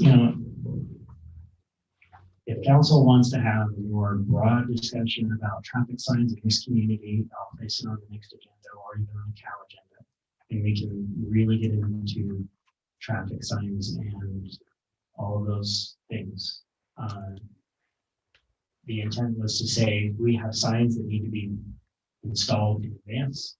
And it appears that this administration, past administrations have implemented signage because this has been brought to our attention. Before then, it was just sleeping. We frankly screwed up. We didn't follow the process correctly. We are becoming an organization of thorough process, and so we want to make that right. Right, and it was my intention, the reason why I asked that is because I'm wanting, and with obviously consent with the council, to make a motion to group together items I through O. So we can go ahead and knock that out before we work on the ones that aren't even up yet. Is that a motion? I'll second. It's been moved by Mr. Vick, seconded by Ms. Devlin to group items I through O and consider F, G, and H separately. Is there a second, or excuse me, is there discussion from council on grouping the items on the agenda? Mr. Michelson, we're just addressing whether or not to group these. That's all we're addressing. Okay. You know me, don't you?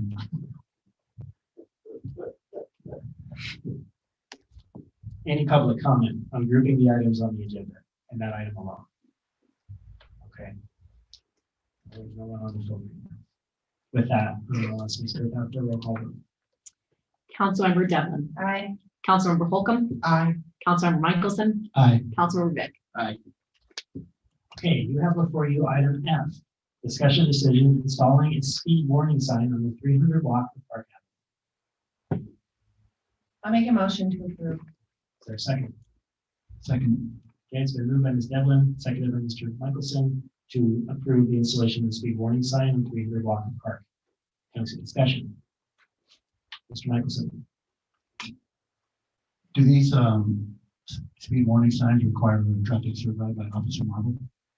No, there's no requirement in our code for that. So that they don't change the speed limit. It's just kind of like that sign over there. It's the flashing, it's the pretty flashing sign that tells you you're going too fast. Okay, thank you. Any further council discussion on the approval of the sign placement? Public comment? Yes, sir. Please step forward.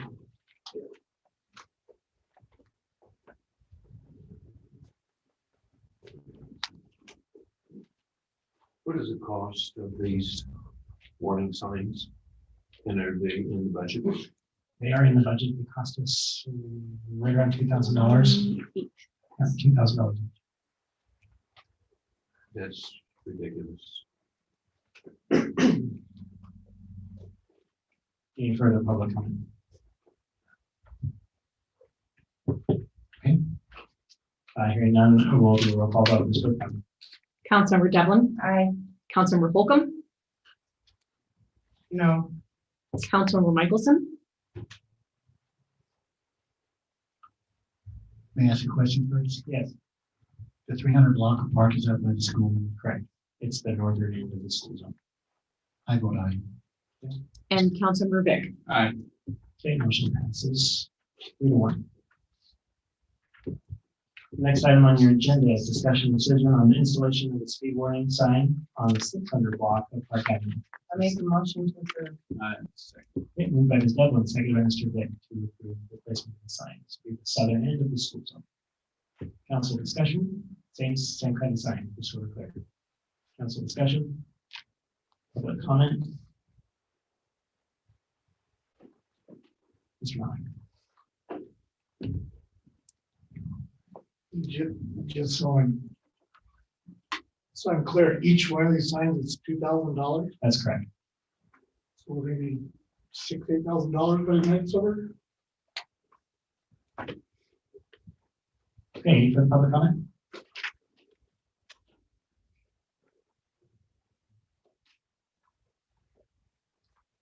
Susan Devlin, I live on 6th Street, in Stevensville. I think it is absolutely appalling that this is even up for discussion. It's by the school zone that we can vote no to put up a warning sign for the safety of this town and the safety of our children. I think it's absolutely appalling. These signs are necessary. I live on 6th Street, right by College. I have been hit, God knows how many times in 15 years I've lived here. These are necessary for the safety of our community. And there have been so many letters written, and letters to the Bitterroot Star, letters to the town council, letters on email about the safety. These are necessary. The town has grown enormously. And yes, $8,000, Chief Motley. Yes. What is the cost of the life of a child being hit by a car going through the school zone? What is the price? What price do you put on a child's head? Thank you. Ms. Barker. We have a police department. Why can't that police department be up there monitoring this? The sign does nothing. Those people look at that sign and they're still gonna go right through it. $2,000 per sign is an awful lot of money to put into that. I understand the child's safety, but we also have officers that can make a point by being up there and ticketing these people that are speeding through those zones. For the public comment.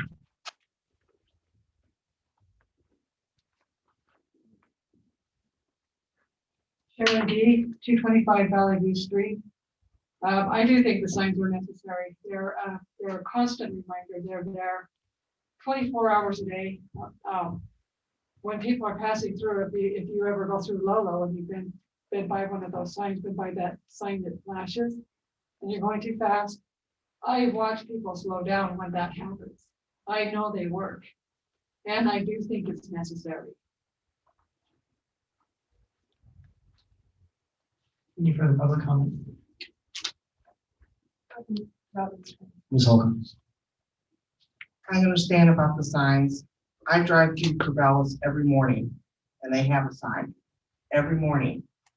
Nobody slow, I slow down, but you wouldn't believe how many people pass through that school zone. They don't slow down. I'm in agreement. I mean, we do have now 3 police officers on duty. We could have one of them up there. But I understand they are important, but a lot of people do not pay attention, and that is a lot of money for nobody, for certain amount of people to pay attention to it. If I can just clarify and take this with a grain of salt, that these signs are being purchased from gas tax funds, which is the exact intent of that fund. Yeah, we're not robbing the fire department or the police department to pay for these electric signs. We've installed 2 of them already in the community. Those signs are currently collecting traffic data. While that data has not yet been interpreted or collected because the signs haven't necessarily been up long enough, from observation of the neighborhoods that those signs are placed in, they are successful. Ms. Devon. I just wanted to point out, if you take $2,000, it's one-time fee, one-time $2,000. You take an officer and you place them 5 days a week, 2 hours a day, one in the morning, one in the afternoon at their rate of pay. How soon do we come up with $2,000? That's a continued cost. It doesn't end at $2,000. That's money that an officer should be out doing something different than watching for speeders in a school zone. Money spent, we should be mindful of that, right? I mean, I'm sure it's part of your job, but I don't think you want to sit up there for 2 hours every day, 5 days a week, watching for people speeding. Much rather be going out and having a little bit of a challenge with earning your check, so to speak, lack of better terms. $2,000, one bang, we're done. $2,000. Like you said, we're gaining data that we can use for future decision making instead of looking at a report once a month that has how many speeding tickets were released and whatnot. So kind of have a hard time not justifying that. To go back to this Corvallis, like I say, I drive through there every morning and every evening. I've seen more cars slow down when there's a cop parking in the parking lot by the track. I see more people slow down with that officer there than I see when they see that sign blinking. They have it blinking to where it's saying slow down, and they're just flying right through there. But I've seen more vehicles slow down when there's a police officer in that parking spot than I do when that sign is blinking at them to slow down. I mean, that's just what I have seen, and that's just the routes. And with that, I think we'll call for the vote. This is first out. She has a question. It's quick. Okay, this is the last question of the night, folks. Victor Motley, 318 9th Street. Where will the one be placed on Park Street on the 600 block? 600, it'll be down where the current speed sign drops to 15. Okay. Yeah, because I was going to say. The pole's already installed. The giant gray poles that are high enough with the beacon on the top are where they'll be installed. They are solar powered, so we don't change batteries. And with that, there is no further public comment on the installation of the speed sign at 600 block of Park. Okay, Ms. Berthoud, go ahead. Councilmember Devlin. Aye. Councilmember Holcomb. No. Councilmember Michelson. Aye. And Councilmember Vick. Aye. Okay, motion passes 3-1. All right, the last item of signs where they have not yet been installed is at 5th and College, East 5th and College. What we are proposing tonight is the installation of 2 stop signs. That is currently a confusing intersection because there's a bit of a dogleg. If you come up 5th from Main, it turns on to College and turns back on to East 5th, correct? What we're proposing is that you stop at College, either approaching from the west or from the east, rather than having the right of way through those areas. And so College traffic would not stop over you. That's the proposal tonight. I make a motion to approve. For a second. I'll second it. Okay, it's been moved by Ms. Devlin and seconded by Ms. Holcomb to install stop signs at the intersection of College Street and East 5th Street. Note the signs, we have the signs, we don't have to buy the signs. Mr. Vick. I'm trying to draw a map here so I can see exactly like what this traffic pattern is going to be. So where did you say exactly the signs would sit at? So the signs would require you as you turn onto Main Street and drive east on East 5th, right? You're going to stop at College Street. Okay. And then if you were coming from the school westbound on East 5th, you would stop at College Street. College Street would be the throughway. Okay. So there wouldn't be a bottleneck between 5th and 6th? No, there's no opportunity for traffic to stop and then back up, which is part of the rationale behind why we're suggesting what we are. there was a traffic study. We did, while those results are in still raw data form, and not necessarily presentation format, we're comfortable with this decision in consultation with SPD and Public Works. Any further comment from council on stop sign placement? Public comment? So with the addition of the stop sign on Fifth and the yield sign on College will then be removed, Correct. Any other signage in those intersections is going to go away. Excuse me. and that bank curve then just as a bank curve is the confusion for the traffic flow. Yeah, they'll have to stop there now instead of turn. Right, and then stop, traffic then stops on College, then stops again at 6th. So the college, yeah, college will be basically through from 4th to 6th. Any further public comment on the placement of the signs? Okay, with that, Ms. Worthout, roll call vote, please. Councilmember Devlin, Aye. Councilmember Holcomb, Aye. Councilmember Michelson, Aye. and Councilmember Vick. Aye. Okay, with that, you are considering now items I through O in combination as one group of signs. Is that your intent, Mr. Vick? Yes, and my intent on this is to go ahead and make a motion that since they're already up, since some of them weren't done in your administration, we can't go back and spank that mayor for it. May as well just go ahead and make a motion to approve them all. Okay, it's been moved and seconded to approve the signs listed in items I through O. Is there any council discussion? Mr. Michelson? I'm all for this, but I'd like to also add, is there a possibility, Brandon, we could use more of that gas tax money to get another speed warning sign and make that a mobile one, so we can move that around to various locations in town, maybe, like on ball games and everything? That's excellent. We can explore that option and see what we can come up with. Okay, thank you. Any further council discussion on I through O? Any public comment on I through O? All right, with that, Ms. Worthout, take it away. Councilmember Devlin, Aye. Councilmember Holcomb, Aye. Councilmember Michelson, Aye. and Councilmember Vick. Aye. Okay, motion passes unanimously. Thank you for indulging. Those signs are obviously up. The other signs will be installed in the coming weeks. Okay, we reached the point of the agenda for the executive report. I have a number of notes here to address.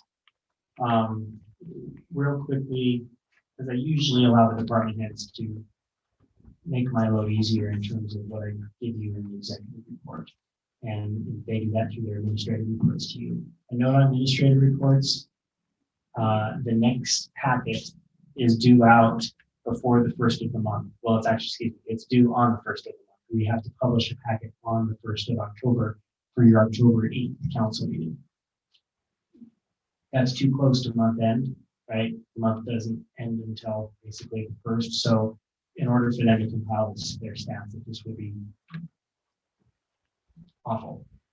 We've asked them instead to get those reports to us by the 6th of October.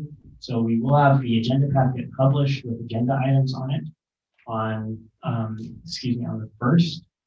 And then you will see an amended packet come out with your administrative reports included in it. The items will still be on the agenda, but you just won't see the reports in the packet. Once you get the reports from the department heads, we'll upload them into the packet along with the claims. And then you'll have a full-fledged packet to hopefully Tuesday afternoon sometime. And we'll of course email you all and update you that that is the case. The email will go out to department heads tomorrow morning. Yeah, so department heads will be updated tomorrow morning, let them know that they have a couple of extra days to get there. They're going to get an extra week. Typically, we tell them they have to have it in by Tuesday or Wednesday anyway. So they're going to have some time because of statistics. Fire department doesn't tabulate their stats right on the 1st for obvious reasons. They have outstanding reports and such. So we want to accommodate them as we can. On the executive report, I think I'm going to just spend some time addressing a few things that were actually brought up this evening. In terms of the speaker outdoors, that is something we are working as time is available. Frankly, it's not a tremendous priority. I'm not saying it's not a priority, but it's not a tremendous priority because we have so many other means that people can still listen and engage in the meetings, and we witnessed that tonight with the telephone. So we will eventually get something out there for folks, but bear with us because we are trying to work with the library. This isn't our building, but it is working for us for the time being as a meeting space. But structural changes like that, when putting speakers outside and all of those logistics have to be vetted. And so we're trying to find a solution that's adequate. We don't want a solution that's, the last thing I want is people coming to the podium complaining that the speaker outside doesn't work. Is that fair? We'd rather listen to them if that one doesn't exist. So we're trying to address that. And we appreciate your patience as we do that. But the other thing I realize we only meet every other week, but remember that the expectations on the wall that council set for in-person meetings, those are the council agreed to those expectations. They're not like a third-party power telling us what to do. The council said, yes, these are our expectations for participating in in-person meetings. And so I certainly appreciate your respect for those rules. And I understand that this room has limited capacity. It's not ideal. In fact, in some regards, I'll admit, maybe it's not exactly 6 feet between chairs, and we might have budgeted to 5 versus 5.5 because we want to do our best to get as many people in here as we can, but we also want to be respectful for the people who do ask for social distancing. So we're trying to go both ways. I'll tell you right now, none of you would be in this room if we were holding it at City Hall. Obviously, none of you would be in the room at all if we were holding this at City Hall. None of us would be in this room if we did something, but that room's just too small. So just keep working with this, okay? This works. In terms of transparency, and I think that there's an emphasis on that word in this current age, all of our budgets are online, okay? The final budget is in its finalization in terms of formatting so that we can get that over to the state. It's a formatting issue, but the document is ready. But the preliminary budget as it stands is still on the website. So all of our budgets going back to, I don't know, at least the last 5 years, I think, are on our website. If there's not a budget on there that you want, call City Hall and request it, we'll give it to you. It's that simple. We released a mayor's minute this afternoon or this evening on water rights and explained a little bit of that. The water rights issue, as you've heard me explain to council every time that either a water rights attorney bill comes up or a contract comes up for attorney engagement. Water rights is a slow process. The last 2 water rights attorneys that worked for us have died. And now we're on our 3rd. That's the reality of it. We're continuing to work on it. We're making some really good headway with this preliminary engineering report. It's going to really put us in a good position to resolve it. With that PER, we'll then bring on another firm. You're going to see RFPs go out very soon for contracts to come back to this town council for your approval. In terms of getting some of that other hydrology done that needs to be done. It has to be done by certain types of firms. We can't do that in-house. So we are working on the water rights issue. For the most part, the town as a whole is in the place of use, with the exception of Creekside Meadows. I keep hearing that we can't add any more development. It's impossible to add any more development to the town without having the water rights issue fixed. That isn't necessarily the case. I'll tell you that North Fork Estates, for example, is going to give us the water rights associated with that property. That wasn't something done in Creekside Meadows. Twin Creeks, which there is rumblings that Twin Creeks may submit a subdivision application or begin their next phases. They're already within the place of use. So Twin Creeks had its own place of use, and we required that of the subdivider before we had it. So they are taken care of by one of the wells. So if you have questions on the water rights, feel free to email me. I can get those over to if I can't answer them, I'll get them over to Ross, the water rights attorney. But feel free to ask questions on that. Please don't ask them in a way that implicates that maybe I'm hiding something, because frankly, I have no interest in the water rights it's just a necessity. We'll deal with it, but I have no reason to hide water rights from you folks. That they're your water rights. In fact, we need, the water rights issue may outlive you. Who knows? I hope it doesn't. I hope we can resolve it sooner than that. But that's the best update I can give you on water rights. On the Scarecrow Festival, yes, Mr. Michelson, it would be preferred that we bring a resolution forward to the town council and adopt those fees. That's not a problem. We can do that. But we did want to get the program rolled out in light of the fact that it wasn't slated to happen, and there was a demand that it do happen. And in order to offset the cost to the taxpayer, in that by charging a fee, there will be zero cost to the taxpayer in terms of cash. We're charging fees so that the program pays for itself and brings, in theory, revenue to the parks program. Okay, so that's why we charge the fees we charged.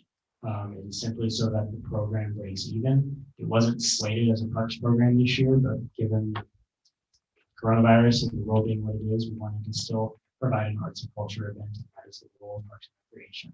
So they happily took that on. They're doing it in bare bones, but they do want to make sure that the taxpayers' costs are covered in doing so. So that is why we charge fees for charging. And so we will bring a resolution to your next council meeting so that you can retroactively adopt those fees and that they're taken care of. We have no problem doing that, and appreciate your understanding as we roll that out soon. And so, barring any questions from council, that pretty much concludes my executive report. I don't know if I left anything out that's of super duper relevance. Mr. Motley, Mr. Underwood have both updated you on the fact that CARES has agreed to compensate the town for widening of the fire door. We made the pitch to them that was necessary in terms of COVID-19 response as emergency services are, and they agreed with that. So that's one of the only things you'll ever get a pre-approval from the state on. So we're pretty excited that they're willing to do so, and so that will be an RFP. You also see go out as early as Monday or Tuesday, so that we can get that process underway and get the project taken care of before December 31st. It's a pretty tight turnaround. So we have to release that by the invoice turned in. Otherwise, in terms of CARES, it's business as usual. They have changed some of the rules so that they're compensating us for a bit more at the police department.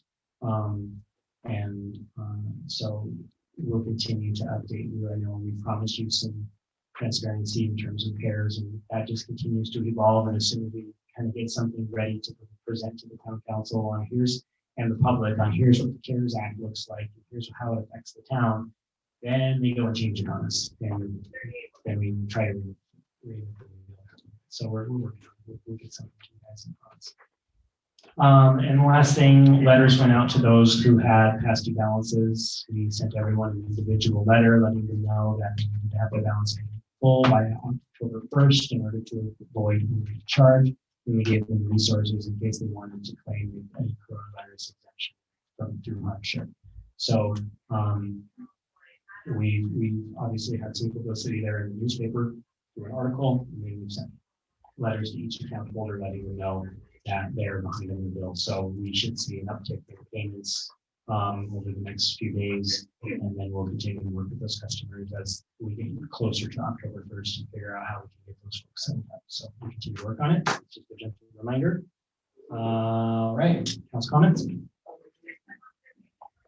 Sorry.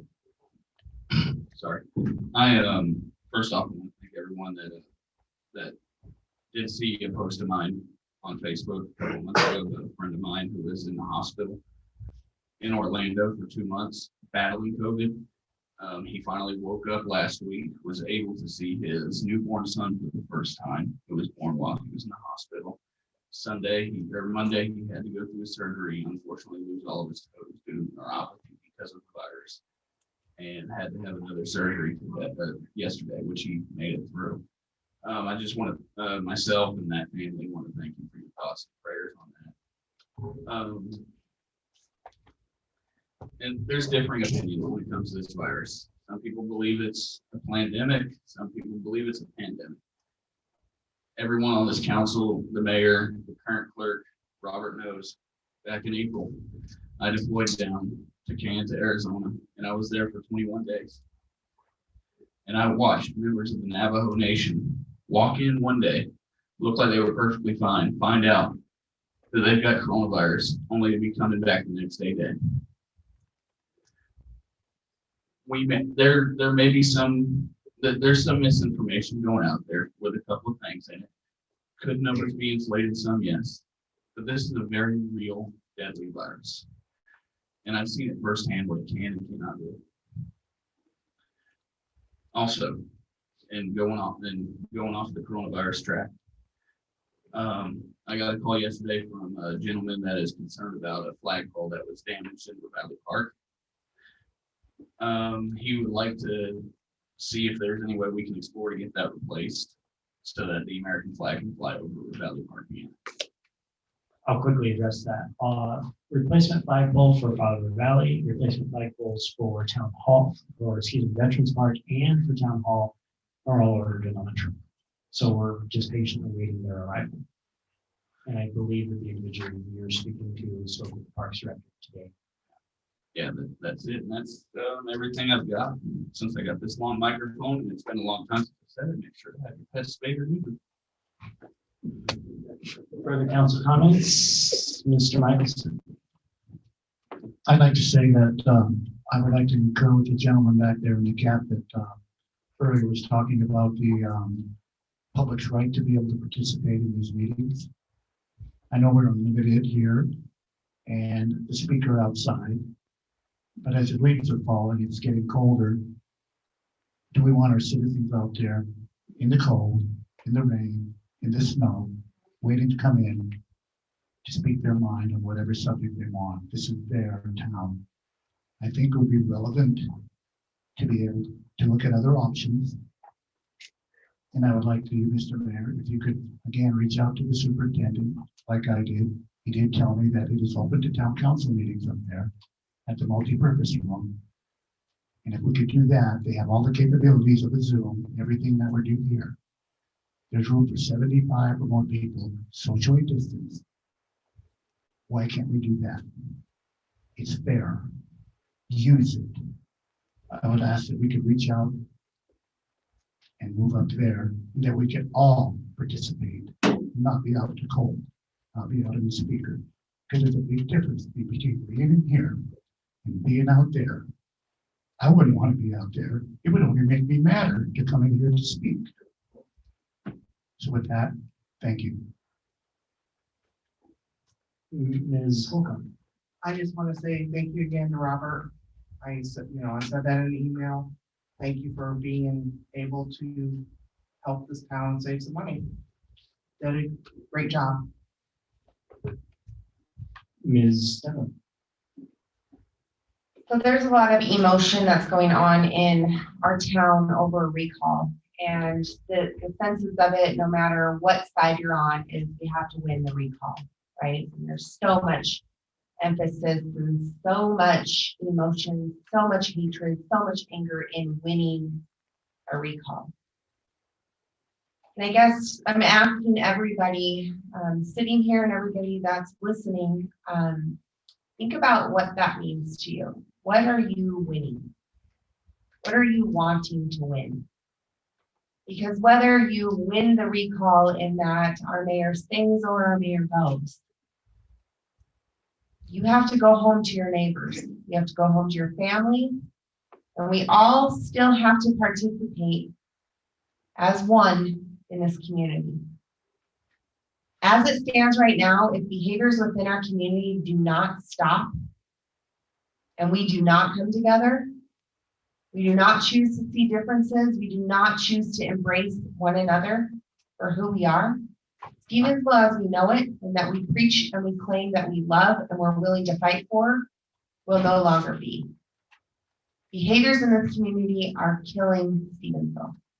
Whether you want to realize that or you don't, it's killing Stevensville. Sometimes our passion gets in our way.